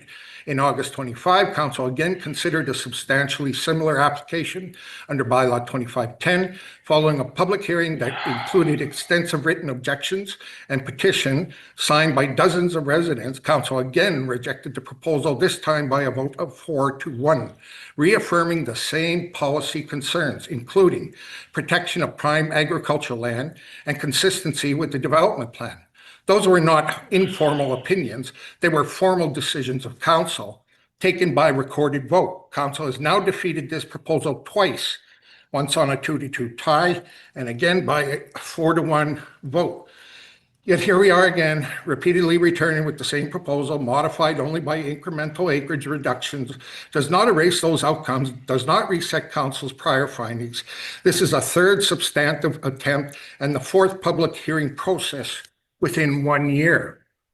This application represents the fourth public hearing process initiated within approximately 1 year concerning the same land block and the same proposed redesignation from agriculture preserve to employment, repeatedly initiating public hearing processes for substantially the same proposal does not reset Council's prior judgments and places an unreasonable procedural burden on both Council and the public. Bylaw 2518 represents a third substantive attempt within the same year to obtain the same redesignation on the same land block for the same underlying purpose. Administration's own reports acknowledge the same agriculture preserve designation, the same class 2-3 agriculture soils, the same absence of conceptual development plan, the same unresolved policy conflicts. Proceeding as though this is a fresh or unrelated application mischaracterizes the record. Reintroducing substantively the same proposal after repeated defeats without materially new evidence or policy change shifts the process from deliberation to attrition and undermines meaningful public participation. The December 18th public hearing did not occur. A public hearing was scheduled for December 18th. That meeting was canceled due to weather before any convening occurred. Council did not convene. The chair did not open the meeting. No public hearing was called to order. No statutory hearing commenced in any capacity. There was no hearing in law or in fact on December 18th. No adjournment was declared, no continuation date was set, no hearing record was created. Later that same day, the CAO confirmed in writing that the meeting was canceled and not treated as an adjournment or a continuation. A hearing that was never convened cannot be reconvened, continued, revived, or carried forward. There is no authority under the Planning Act to do so, and administration's own Planning Act process documentation confirms this. Any attempt to characterize today's proceeding as a reconvened or continued hearing is therefore procedurally false. Under the Planning Act, a public hearing exists only once it is formally convened by the chair. That did not occur December 18th. Issuance of a public notice does not, by itself, create a public hearing. A hearing is a legal event, not a calendar entry, and comes into existence only when formally convened. Administration is advising on an incomplete record. Because December 18th hearing was canceled, nothing carries forward into this proceeding. This January 26th hearing must stand on its own statutory record. Furthermore, the December 18th meeting was never convened. No hearing was opened, no statutory steps were taken, and no record was created. A hearing that was never convened cannot be reconvened, continued, or revived. The concept of a reconvened hearing presupposes that a hearing lawfully began. 2 that minutes. did not occur. 2 minutes, Mr. Giesbrecht. Accordingly, any attempt explicit or implied, to characterize this procedure as a reconvening or a continuation is procedurally impossible, legally incorrect. At the same time, the notice and materials, council do not identify the acreage proposed for redesignation despite the applicant elsewhere asserting 20-acre intent.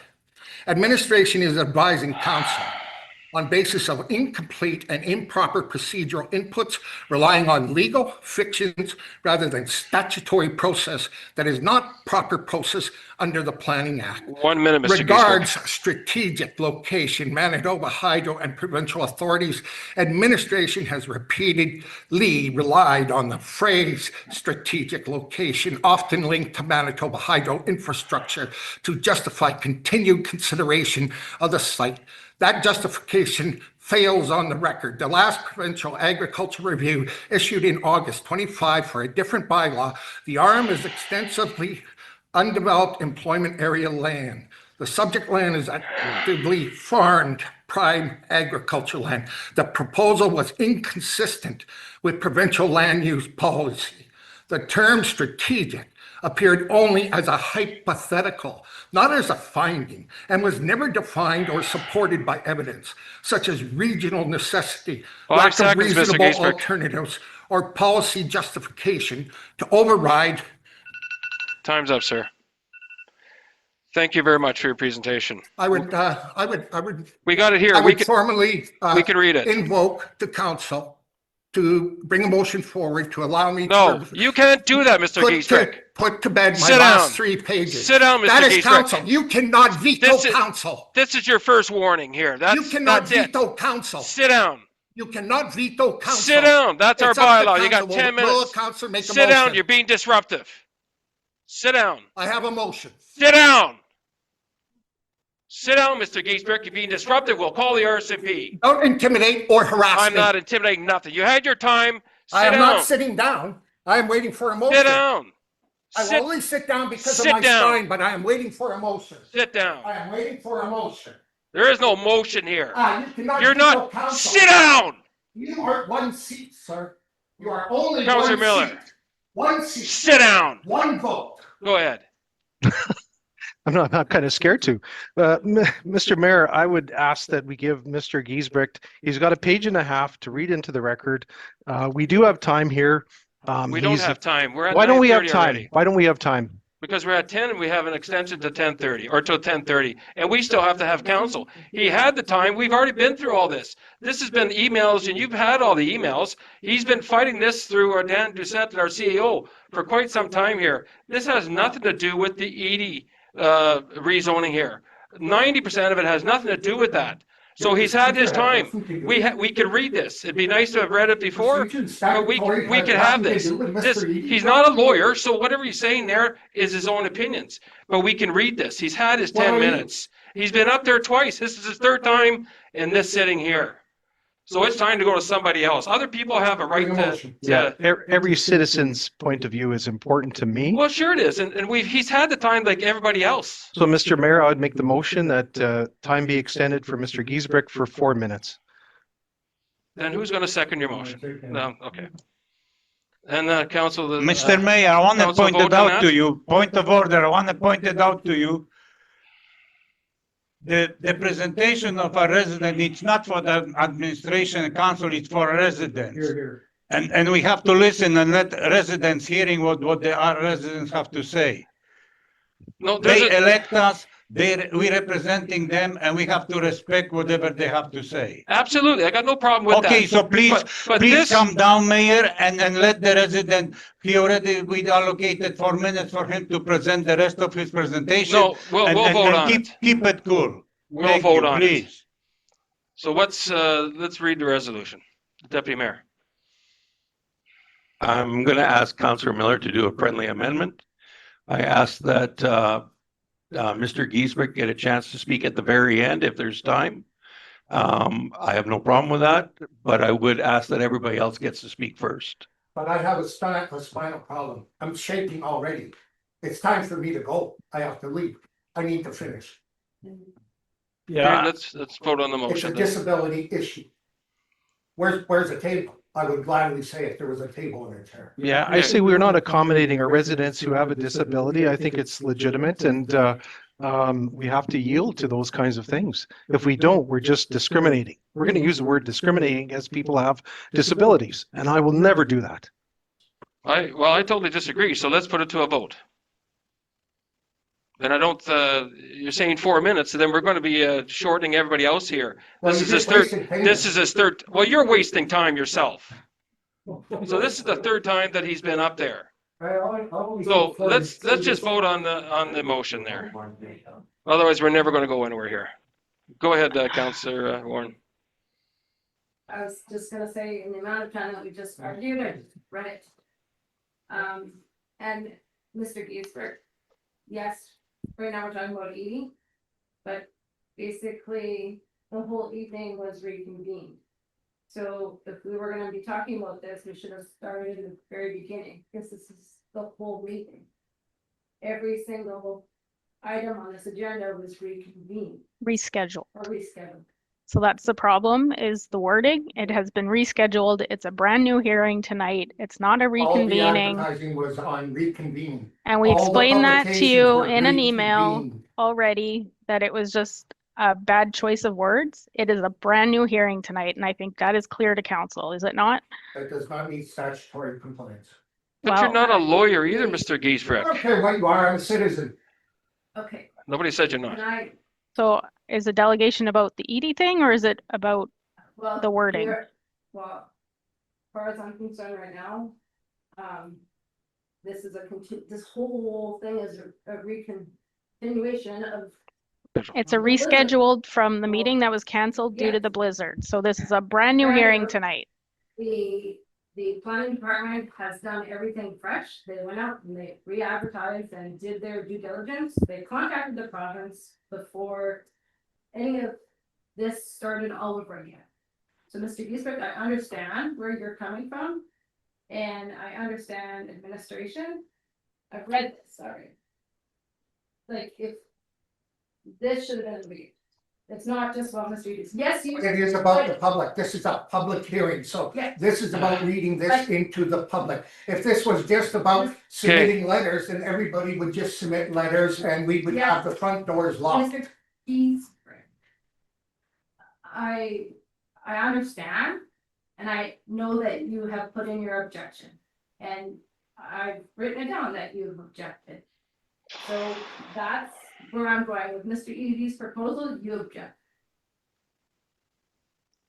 I'm asking to finish reading my statement. We've read it. We will read it. The public hasn't heard It will be attached to the agenda. It's attached to the agenda. it. Well, if I have another body of then call the ICMP and call the whatever to come and get me. If I have another body event. Well, that's I was up. actually afraid for your health, Mr. Giesbrecht. Don't worry about my health. Oh, yes, I have. Let's worry about 16,000 people. Okay.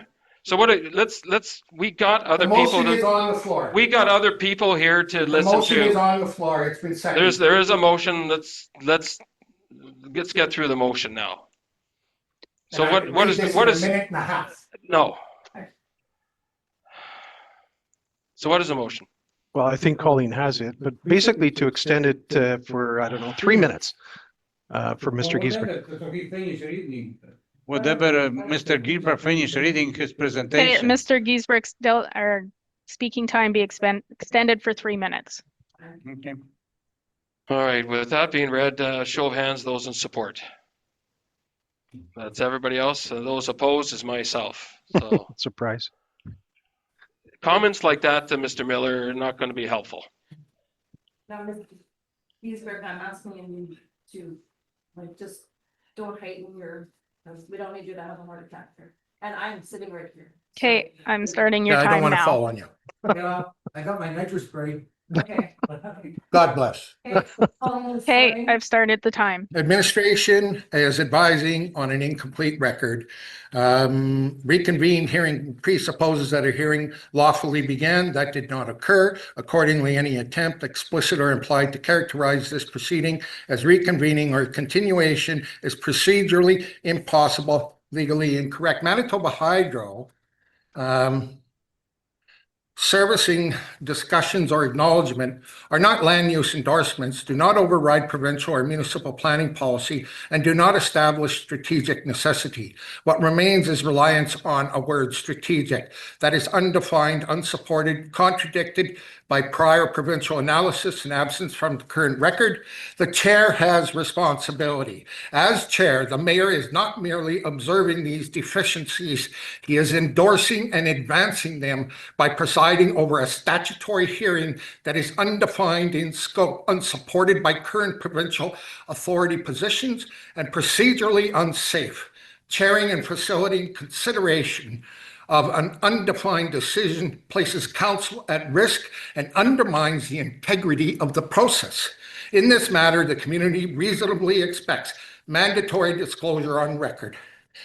Before council relies on any opinion, framing, recommendation, I ask council to confirm on the hearing record whether any member of council or any member of administration, including the CAO, development officer, planning staff, or any person acting under their authority has had any business, consulting, advisory, or professional relationship, current or recent, with the applicant or with any person appearing on the applicant's behalf, and if so, that it be fully disclosed in the record. In closing, council cannot delegate its judgment to administration. Administration cannot substitute assumption for process, and prior council decisions do not disappear through repetition or cancellation.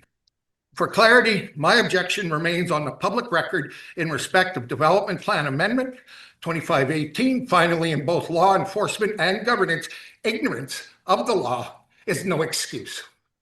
That principle applies with particular force to those with decades of experience exercising public authority who now preside as chair over statutory proceedings. I ask this objection, including the jurisdictional and procedural defects identified, be explicitly noted in the minutes as an objection to process, regardless of how council proceeds.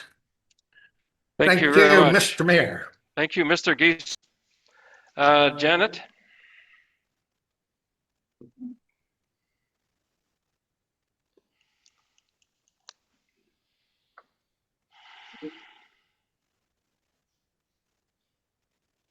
Janet Nyland, Oakbank. I'm going to try and edit my presentation. I did send it to council this afternoon because I had read the report to council from the province, which said that any written submissions received at the public hearing should be sent to the minister along with the bylaw if you should give it second reading. It also says that council should carefully consider whether there is an opportunity to develop already designated employment lands and community planning notes that the current proposal significantly reduces the area proposed for redesignation from approximately 75 acres to 20 acres. And we recommend that council give consideration to any objections received at the public hearing. So having said that, I kind of realized that I might have my presentation limited, so it might be a bit more disjointed than I would like for the public to hear, but I would like some key points to be made. One is that I think the municipality could have done a better job with advertising this hearing. It might have been posted in the offices, but it wasn't on the website under the 2026 council meeting schedule or on the homepage as a public notice. I did find it after January 16th under council agendas and on the planning department page under public hearings under the Planning Act. So if people didn't get the clipper, they wouldn't know that this meeting was happening tonight. The role and duties of council regarding decision-making is that you are elected as council and you're responsible for making fair and transparent decisions based on all relevant information, discussion, and a majority vote. As a member of council, you're in a position of trust and the public expects you to act in the best interest of the municipality. Having said that, I'd also point out that under section 56(2)(b) of the Planning Act, council should have refused this application because it is substantially similar to an earlier application that was refused within 1 year. You may argue that reducing the size of the proposal is a substantive change, but the legal definition that I found on WWLSD law says that the term substantive change in circumstances refers to a significant and material alteration in the facts or conditions that were present when it said court, but in this case it would be council, made a particular order or decision. The fact that council, after a 4-to-1 vote against the earlier application for 4 months, which is now 5 months, did not refuse this application, and it causes me and any other constituents grave concern about council's impartiality, transparency, and motives. A further question would be that after a motion of council is defeated 4-to-1, that was to deny bylaw 2510, it's bringing back a new, almost identical bylaw without reconsidering the resolution, which would require a notice from one meeting to another. Now, I think that was debated, and you thought that a bylaw was perhaps different than a resolution, but that's a point to be ignored or to be argued. It also can't be ignored and seems suspicious that a development plan amendment has never been so fast-tracked and timed to one of the most inopportune times of the year for the public to engage.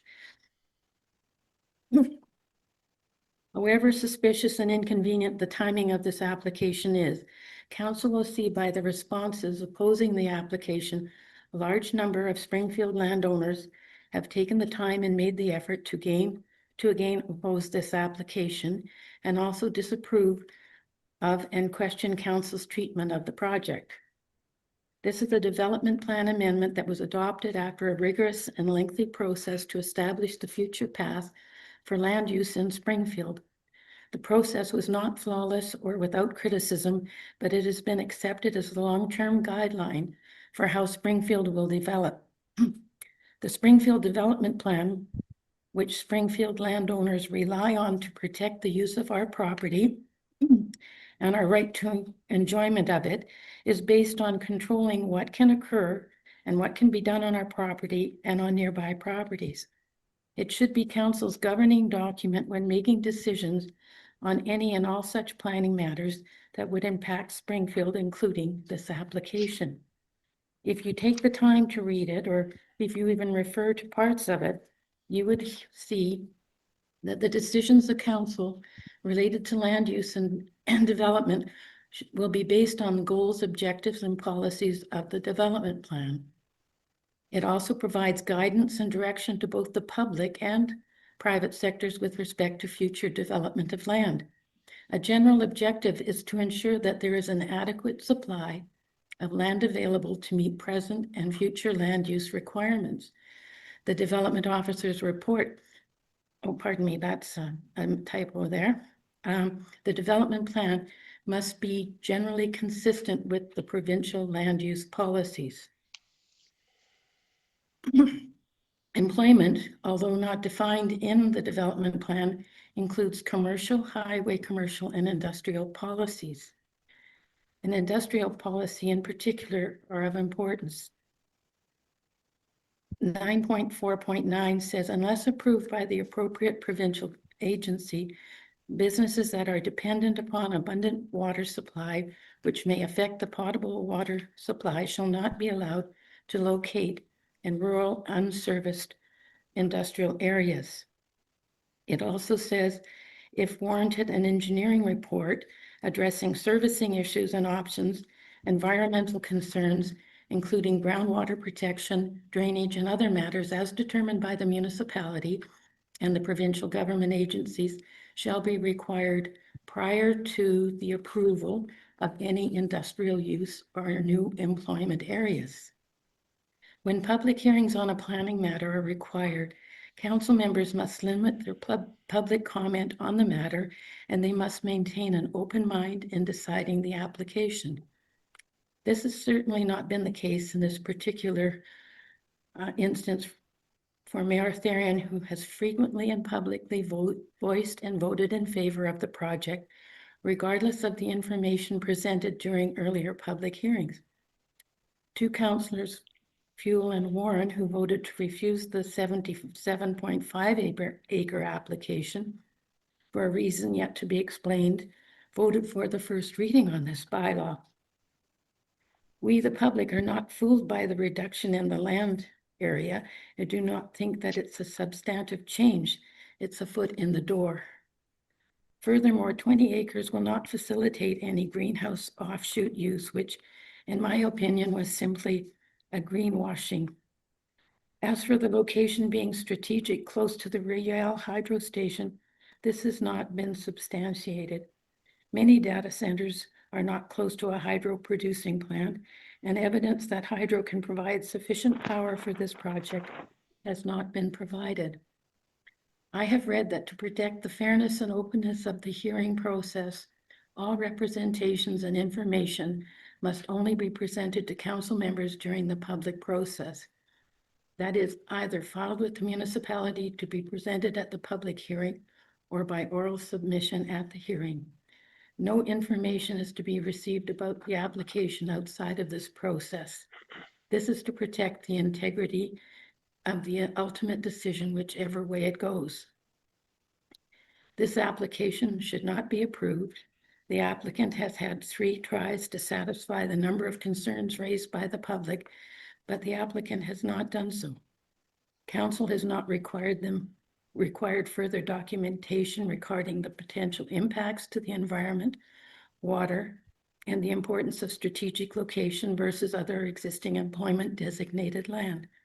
It is incumbent of council to adhere to the requirements of the development plan for a change to industrial or employment from agricultural preserve. I ask that you deny this application. Thank you, Mrs. Nyland. Who is next? Mrs. Overall?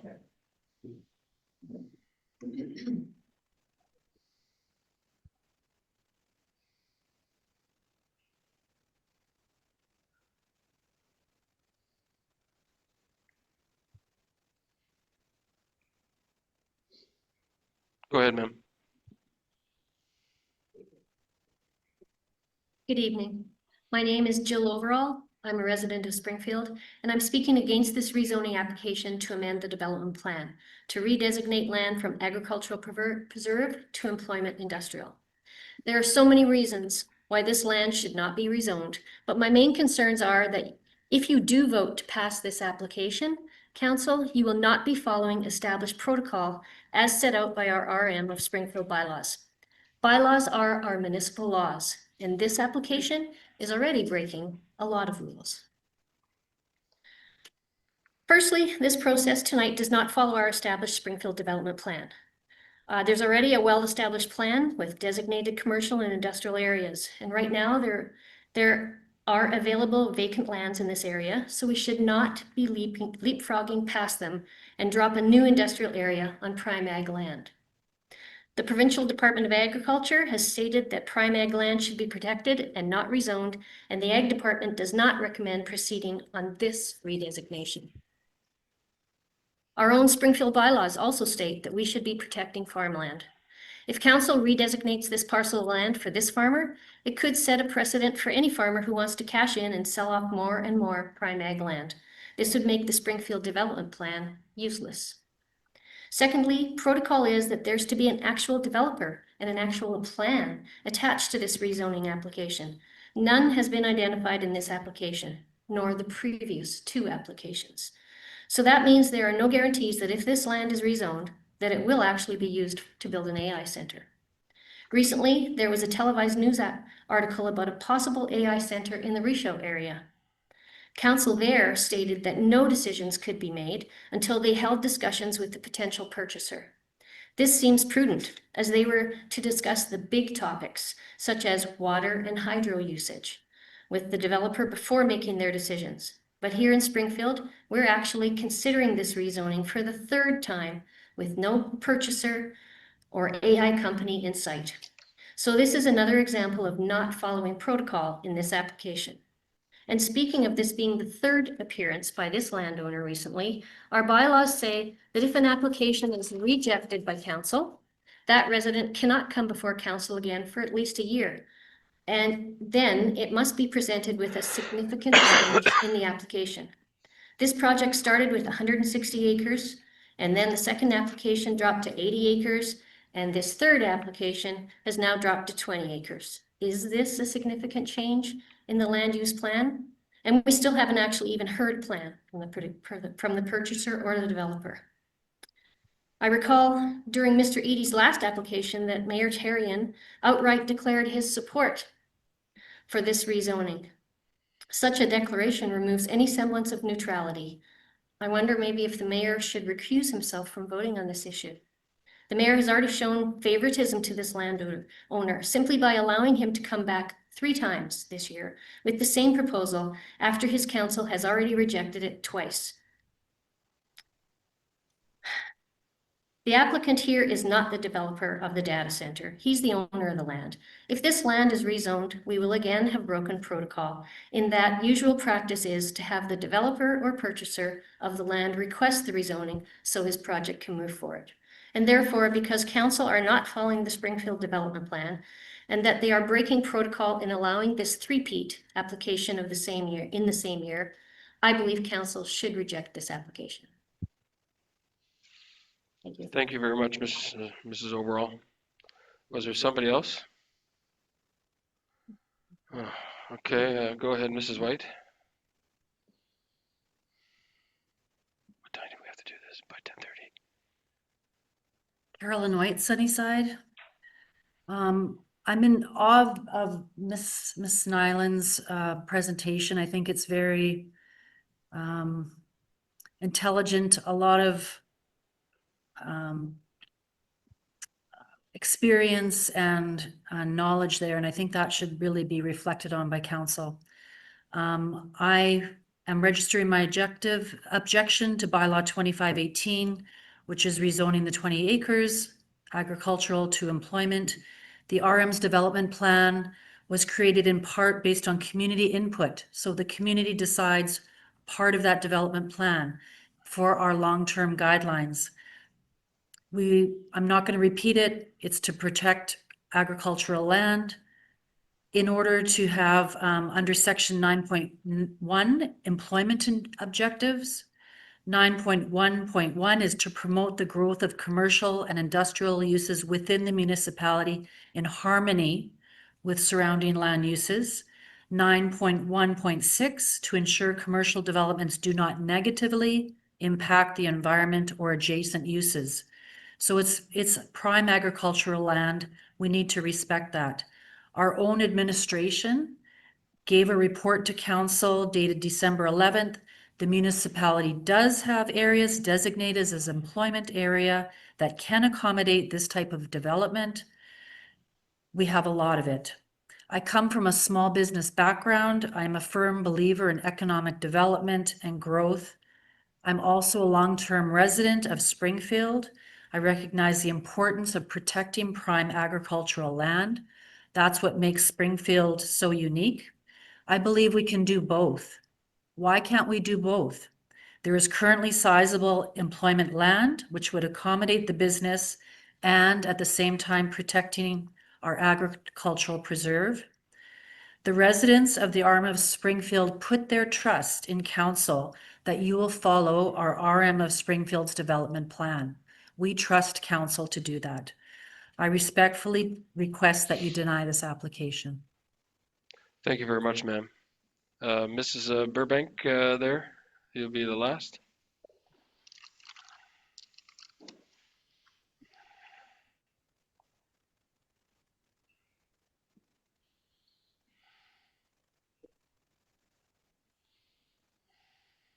Thank you, Council. Pat Burbank, Sunnyside. I just want to draw your attention to Dan Doucette's report about Dan Doucette, the development officer. The provincial analysis and recommendation And I just highlighted one of this couple of sentences there. It said a significant amount of undeveloped land is already designated as employment lands in the area just north of PTH 15 under Springfield's development plan that could accommodate industrial development. The RM Council should carefully consider whether there is an opportunity to develop already designated employment lands. So that's something to keep in mind because that was in Dan's report.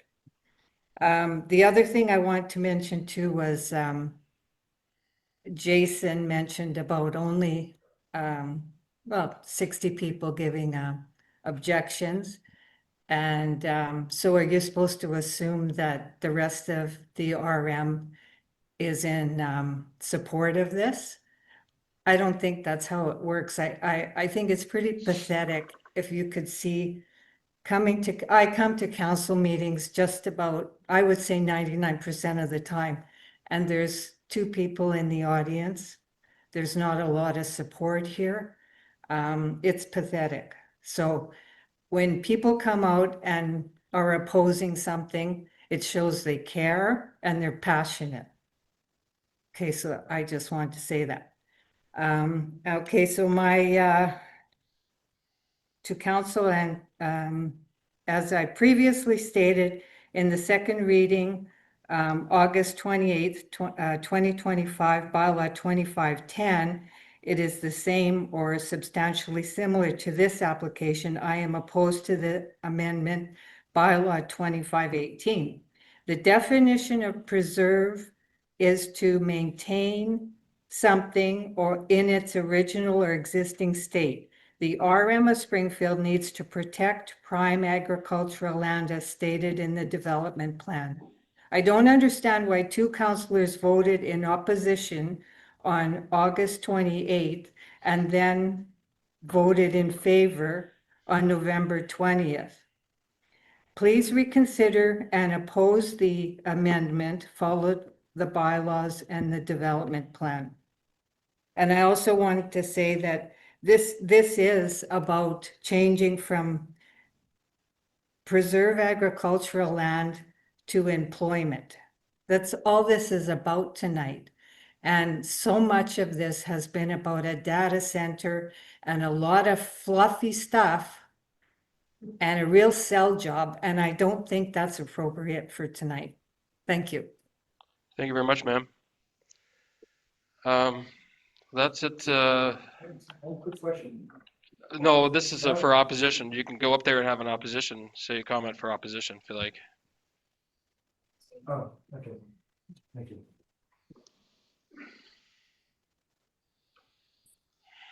The last speaker was correct that this is just about the reclassification of the land right now.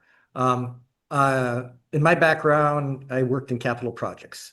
You did planning, you did design, you did construction.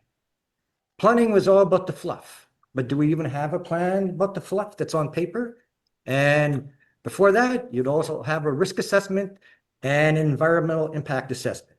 And I guess before you start deciding to reclassify land from agriculture to employment, there should be some kind of risk assessment done to saying, if you do that, what happens?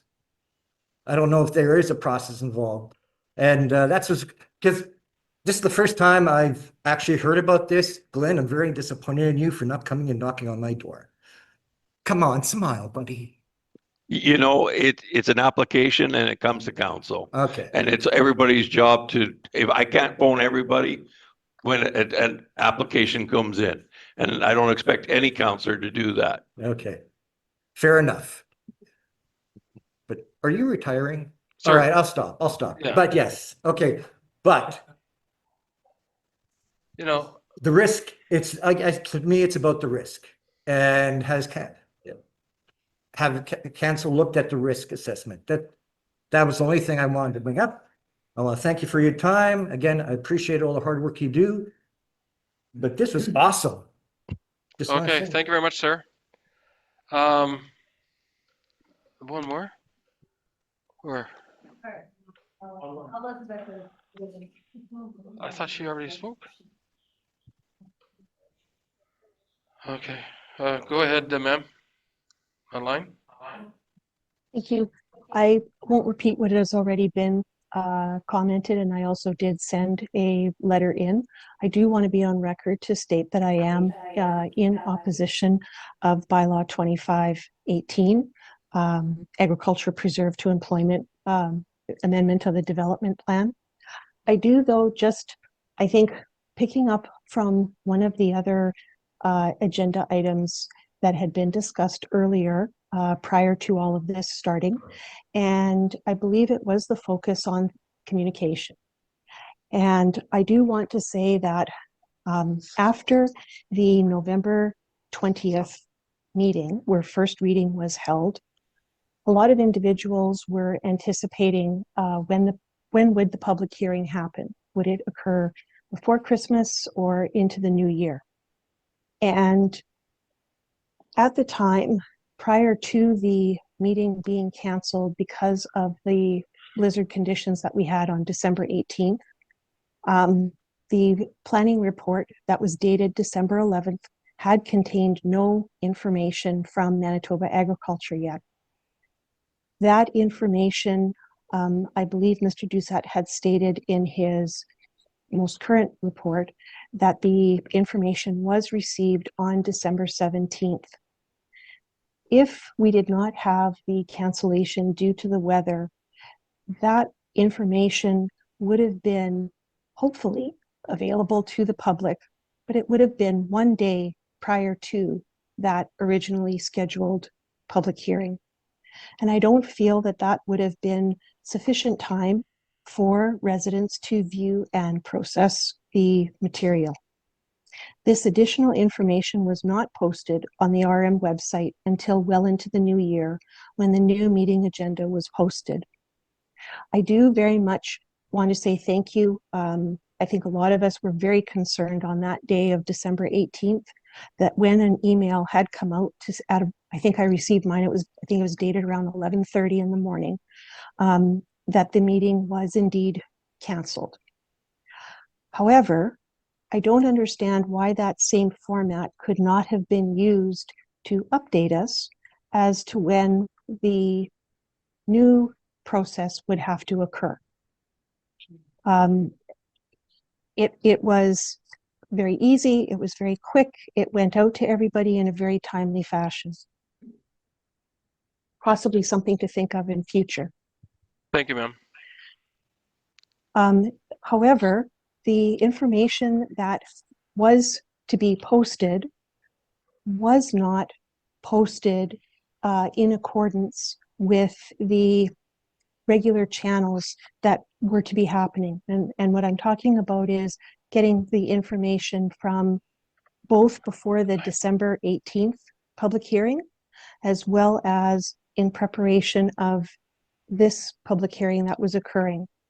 And given the fact that it was in December, it was before Christmas, I believe at the time, even in the November meeting, Council had even decided to cancel or postpone an engagement meeting at the beginning of December because they knew that it was a busy time. You wanted to be getting optimal turnout of residents, and so that was something that was going to be tabled to the new year. Why that couldn't have happened, don't know. I think that this was a little rushed in December, and it was something that, again, it's the optics. And I would just hope that going forward, however this is sorted out this evening, but in going forward with these other matters, especially when they are large projects or things that are affecting multiple residents in the municipality, I would hope that there would be better channels to get that information out in a consistent basis to all residents. And that's something that could be worked on in addition to your procedures and bylaws. Thank you. Thank you very much, ma'am. This will be time now for council to have our say with regards to this. And looking at the clock, it's 10:07. Who wants to start it off? The Deputy Mayor? Good evening, everyone. What I'd like to add is that it is very important that we hear from everybody. But I do have a couple questions for the director. Dan, on the Planning Act, did we follow procedures here? Because everybody seems to think that, you know, again, I understood it that it was enough change for a new applicant to come forward for the third time, and I really didn't have say whether it came or didn't come to council. It was basically left to administration to have that follow-up. So could you please help us with that? So with the application that came forward for a couple of times, it was discussed with administration we looked at it. We can't deny an application. Under the Planning Act, I think it's section 56, council has the right to refuse an application if it doesn't have merit or if it's similar. And that can be determined at the first reading of a bylaw. And that could be a decision of council if they wish. To answer another question that was spoke about how it was rushed through, unfortunately, we have the Planning Act, and those are the rules we have to abide by. And there are service standards that are set by the province as well on delivery times that are mandated in the Planning Act. Okay. Thank you. So having said that, I just learned something out of my 12 years being here, that we could have refused it under the first reading. So now I know that. Never knew that before. Having said that, the reason I voted, and I just want to explain this to everybody, the reason I voted in favor for the first reading is to allow the public hearing to happen so I can hear from the residents again, because every time that this has come, there has been more residents coming. And that's a good sign because it shows that people are engaging. And I have no problem with that because it shows me what the interest is of the residents. If we had an amendment and nobody showed up, I can almost guarantee you that council would vote in favor of it because nobody had shown interest to it. So this is the reason why we have public hearings, and it is a good thing. Having said that, is I've heard from other residents that are not here today. So I agree totally that there's residents today that have not here that have phoned me and told me their concerns, and they're directly in this area. I will say this, I had conversation with the applicant prior to him putting the application in, and I've asked them to do an open house for this very reason. I think that there needs to be, and I realize in the Planning Act, we're only dealing with the agriculture preserve to employment, but it's bigger than that. Everybody knows that. It's no different than what I mentioned yesterday with WMR. We don't have the information, then how can we make good decisions? Everybody's asking for a plan. I totally agree with that. Because if we're changing this from agriculture to employment, we've already done the development plan. I lived through that. I was part of the residents with that. We went to all the open houses. We had 18 open houses for everybody to come and make their comments. Believe you me, we did our homework to do the development plan properly. And this is the reasons why we're here today, to hear about these situations. So please, you're doing the right thing by coming forward in a public hearing. And this is the reason why I'm listening and not making a decision till the last minute. Having said that is, I think we need, to date, this application needs more information, needs an open house, needs more talking about, get the residents to really feel. And I really feel for the residents that live in that area, because I've heard from a few more this time, more than last time. So I'm listening, but we have to do it better. Thank you. Thank you. Anybody else? Nobody? No. Councillor. Thank you. We listened to a lot of people today, and more was about objection than going forward. I feel for the applicant because you're changing the amount of acreage that's going to be designated for that project, And we don't know which project. We're not gonna even, I'm not gonna mention because we don't have project here. We have pie in the sky that somebody come forward and talk about it. Secondly, I want to say that we dealing here with the Mr. Edie presented to us development plan amendment. We don't have plan, so what are we talking about? It should be development land amendment, not plan, because we don't have any plan. We wasn't presented any plan. So how we can deal with those issues that we even don't know what's going to be, and if there is even our planning department director said that it's just employment land, could be anything there.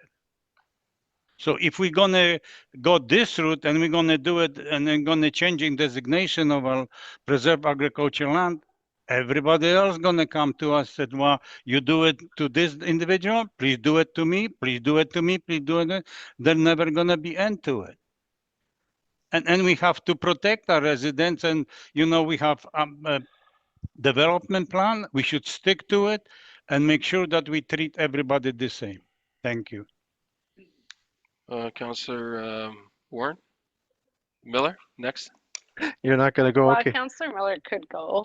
Well, I'll just go since I'm talking already. I think we had this conversation last time. Just the fact that, yes, Andy, you are totally correct. This is just about land use. Never mind, it could be anything, right? Anything. And yes, Councillor Fuel has heard from many more residents than he did before. And we've heard from a lot of the same residents from last time that have their concerns with changing the development plan. And I totally understand that. Even before, like, we've had phone calls from people that, want something or they don't want, or like, don't change this and keep that. So, I mean, we're listening. This is the third application coming forward. Yes, it's changed by the acreage. So you still sit there and you go, okay, well, we did advise Mr. Edie to talk to the neighbors, to do his due diligence to get the word out there. He's done it here, or Mr. Marsh has done it here a few times now. And that's what we're looking for. And the residents have all come out and said how they feel, which is really important. So, I mean, we take all that back. So that's where I stand. Thank you, Councillor Miller. Thank you, Mr. Mayor. And thank you to everyone that came out this evening, whether it be online or in chamber here today. I think it's helpful and guides council, every member of council in our decision tonight. I echo what Councillor Fuel says, that it would be better to have more public engagement and to include more people, because again, these are residents who are directly affected. I could get into the weeds of the presentation from Mr. St. George and also Mr. Marsh, but we're not here to discuss a data center, to be frank. There's inherent positive things and there's inherent negative things to it. But again, that's not why we're here tonight. We're here specifically for the development plan amendment. Now, to be serious and to be honest, we all took an oath. The mayor talks about it. I took an oath. That oath is to uphold our development plan as it is presented. It's our Bible. Not only that, we have a strategic plan that sets out the priority of agriculture preserved land. There's no question about it. If we don't, as elected officials, uphold these two integral documents, this is a kangaroo court. We can do everything, anything, and not even look at these documents. These are fundamentally, critically important documents for our residents. Councillor Fuel talked about the 18 open houses that people participated in the development plan creation. And to say to them tonight, you know what, we're just gonna put that aside. We're not gonna look at it. We don't care what you said. It means nothing, because we've got a great proposal here that could give us hundreds of jobs and who knows whatever else. You know what? I'm going to continue to uphold, as I've done from day one, agriculture preserved land. It is in our oath, it's in our commitment, it's what we ought to do and what we're responsible to do to our residents until that development plan gets amended, not at these incremental stages, but in an overview, broad context. As it stands today, the development plan and Manitoba Agriculture, as Dr. Page stated, also does not agree with amending this because there are alternative lands to create this data center. So this data center, if there is a data center, can go, like you others have said, a mile away or some other place. We're not pushing aside business. We want to create employment. We're not anti-development. We are looking at the best interests of our development plan and our residents overarchingly. Thank you. Thank you, Councillor Miller. I'll be the last to discuss, to talk with regards to this there. I agree with fully with what Councillor Miller said. We all took our oaths and we took it very seriously. I have a bit of a different view from Councillor Miller in that an applicant has a right to be heard, and this is his right to be heard. This is essentially amending to rezoning there. Is the plan good? Is it not good just to rezone it? In my opinion there, it's a good plan. It works well with our developmental plan, and it's an employment that'll bring jobs into the RM. The land backs right onto hydro, 70, I think it was 75 acres. It's a huge parking lot, a really ugly parking lot with large luminescent lights there, hydro trucks and equipment there. It backs right onto it, so it's contiguous land use there. It's a small footprint. It's extremely small. It's going to have, a 60. I try to calculate this there. I'm not a farmer by any means. There, we're talking 20 acres there, maybe 60 bushels on acre for whatever product that might be, wheat and soy or whatever. So we're talking, let's say 1,200 bushels. That is nothing. And like I say, it's contiguous. When I say contiguous, it's at the very end of a parking lot. So it's suitable there. You can get to the very front of the Lua Real substation. Walking, it takes you 6 minutes to get to that. So I think it's the perfect location, and this is the applicant that's done his due diligence. Yes, there is other land, but he's asking for the rezoning here, and I believe it's a suitable spot for the rezoning. The hydro substation, the land to the west and south, is a huge Lua Real substation. It's about 400 acres of there. It's the same land.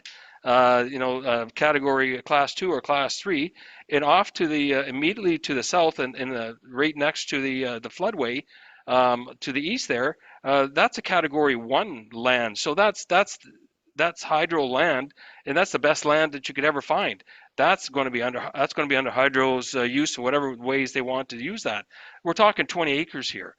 So the Winnipeg Water Treatment Plant has 4 huge water reserves. And the train system there, the Greater Winnipeg Waterworks train system. So we're talking about a huge footprint that's there, and I'm estimating, all these are estimated numbers, 600 acres of land that's been used by the Greater Winnipeg Waterworks. So the City of Winnipeg. So the City of Winnipeg is built on 114,000 acres of land that I would say is about the same class, without knowing exactly what it all is there. But I would say it's all heritable, good land, Class 2 or Class 3. And I don't know exactly what I learned here is about the classes, different classes. An agronomist would know all this, but still, we're talking about 114 acres. 1,000 acres. The floodway itself coming through our area, which is everybody knows coming through there, that's 10 to the 13 sections of land there. So we've lost the use of that land as well. So we're the 20 acres of land and it's contiguous to the project there. I think it's ideal for it there. And like I say, we're here for looking for the rezoning amendment. Is this a good proposition for what's before us? And absolutely, I think it's a great position for us to be in there. We're able to find an X amount of jobs there. It's good for the RM. It's going to allow us to go into a different stream, an IT tech field for our young people there.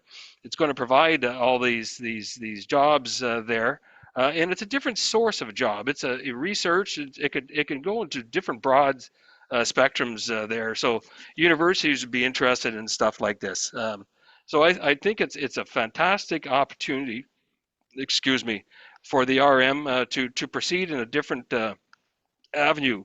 Once we get our water treatment plant up and running, we can provide this much needed high density housing for our young people within the RM. So in close proximity to electricity, highway number 1, and a digital infrastructure, this makes it an ideal spot. And that was really not discussed here. The cable used for all this data and so on like that, my understanding is that it's on highway number 1, which is 2 miles away down the road. So location-wise, I'd have to agree with the developers here. This is the ideal spot. Yes, we do have other spots there, but this is the spot that they chose, and it's up to council to make the decision whether it's the spot that we want to have the rezoning done on it. So I just remind everybody there that there's no bad guy here. I think we have to vote, and what we're voting on is whether we're in agreement with the rezoning, and I think we are. So I guess we'll vote, we'll have the reading, and then we're prepared to vote on that. Oh, I'm sorry. Then I'm going to close the hearing. All of the public have been heard on that. The council has been heard on it. And at this point here, I'm prepared to close the public hearing, and then we'll have our vote. The hearing is closed. Be it resolved that second reading be given to bylaw number 25-18, being a bylaw of the RM of Springfield, to redesignate all those lands within west half of legal subdivision 2 within southeast quarter of 3610-4 from agricultural preserve area to employment as shown on Appendix A. First, pose the question. Those in support of the resolution as read there, can I get a show of hands? It's me. Those opposed? Councillors Warren, just wait. Councillors Warren, Miller, Kaczynski, and Fuel. It is so denied.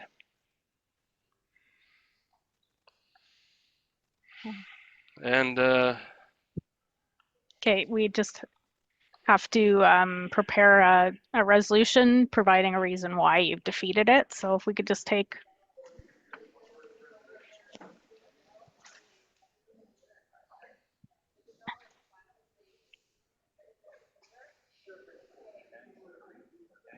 yeah.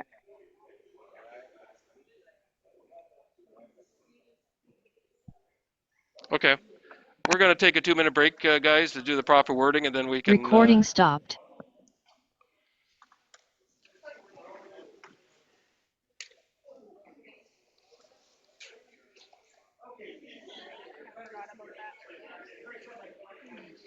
Yeah.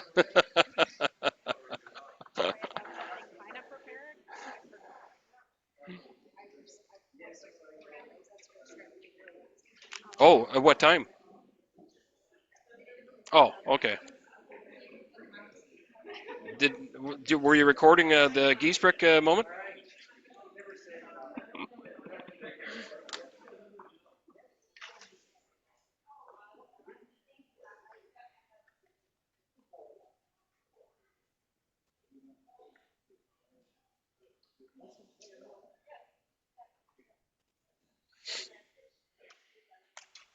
See you, Jason. Hi.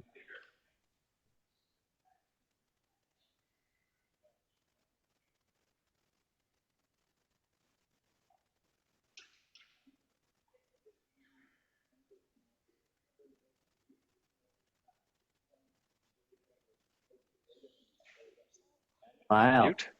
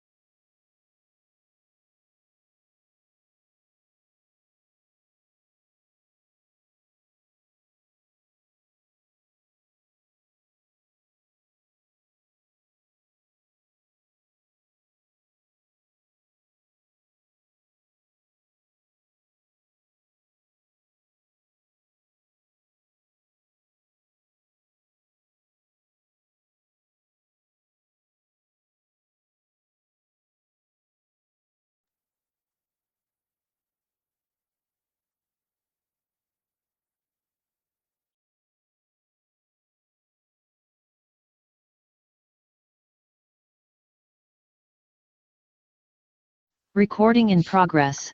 We were just coming out of 2 minutes just to sign or get some paperwork completed at 10:28 p.m. So council's all present. We're looking for wording on the denial of the application. Yeah, council's required to pass a resolution just providing some explanation why the development plan was rejected. So yeah, just need a over and second. I can't really add to it. It's up to them. Okay. Okay, just need a mover and seconder, sorry. Can I get a mover and seconder, Mark and Melinda? Be it resolved that council has rejected development plan amendment bylaw 2518 as the proposal is not consistent with agricultural preserve area policies 4.1, which states the protection of prime agricultural land and that employment opportunities should be located adjacent to or within designated employment areas, and it is not consistent with the overall intent of the provincial land use policies. Therefore, be it resolved that council not proceed with bylaw 2518. Okay, if I get a show of hands of those in support of the wording the way it is. That'll be Councilors Warren, Miller, Kaczynski, and Fuel, and I'm opposed.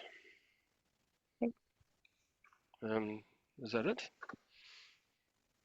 Then everybody's prepared to close the meeting at 10:29 p.m. Can I get a mover and a seconder to close the meeting?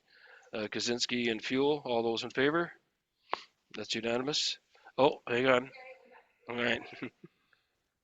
Okay, at 10:30 p.m. Exactly, we are at adjournment. Thank you very much. Recording stopped.